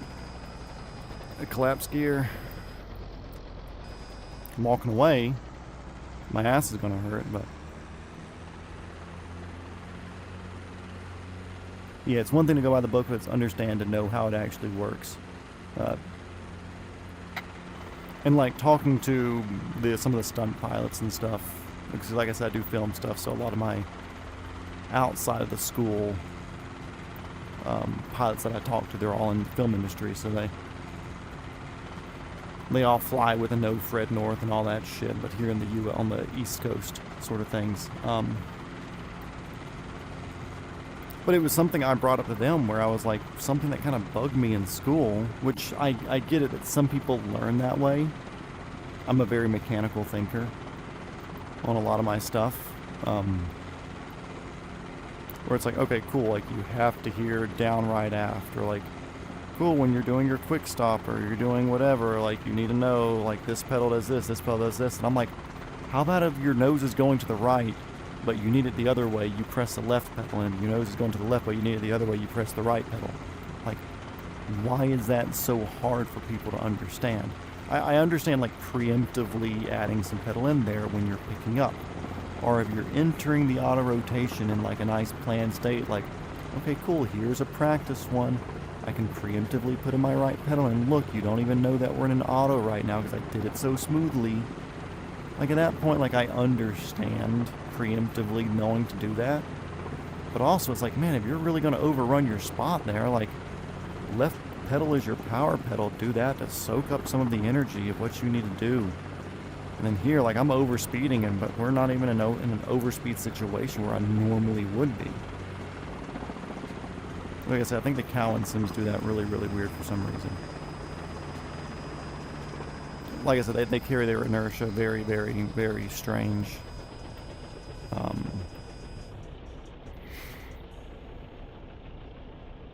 Yeah. Anyways, it's all a thing. With that said, it's 1:55. It's almost 2 o'clock in the freaking morning here. I want to go park this on the ramp just because I'm not an asshole. I don't want to leave this here on the approach in to runway something. Runway 20, 19, 18. I'm going to go park this in a very nice, convenient, and out-of-the-way spot. So we're not bothering any of these snazzy people. The only time I've done X-Plane, the school that I went to, they actually had like a very, very similar flight sim set up to this in the lobby when I first started. And I did it in that a few times just for fun, like when we got rained out and we were talking and just chilling and hanging out. I played X-Plane there. But other than that, I just have Microsoft Flight Sim on here.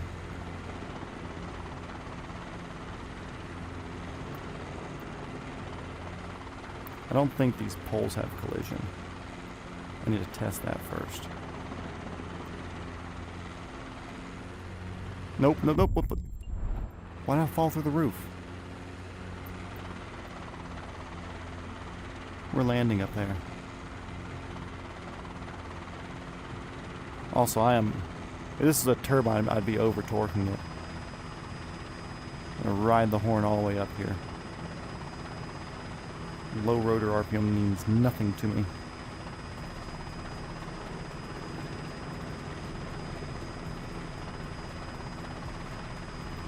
See, it's only low rotor if it goes in the red. Let's make this much more stabilized this time. I was kind of cowboying that shit earlier.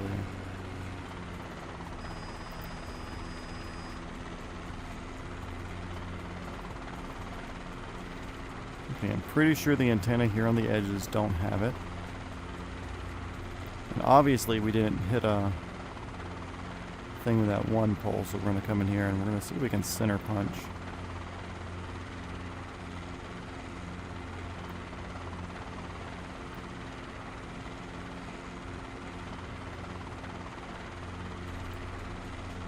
Okay, so I just got a ground effect kick there, so there's obviously...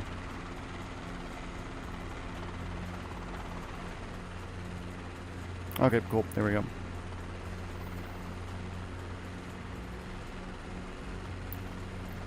Yeah, I've heard X-Plane is throttle down. There you go. Yeah, I've heard X-Plane's definitely more,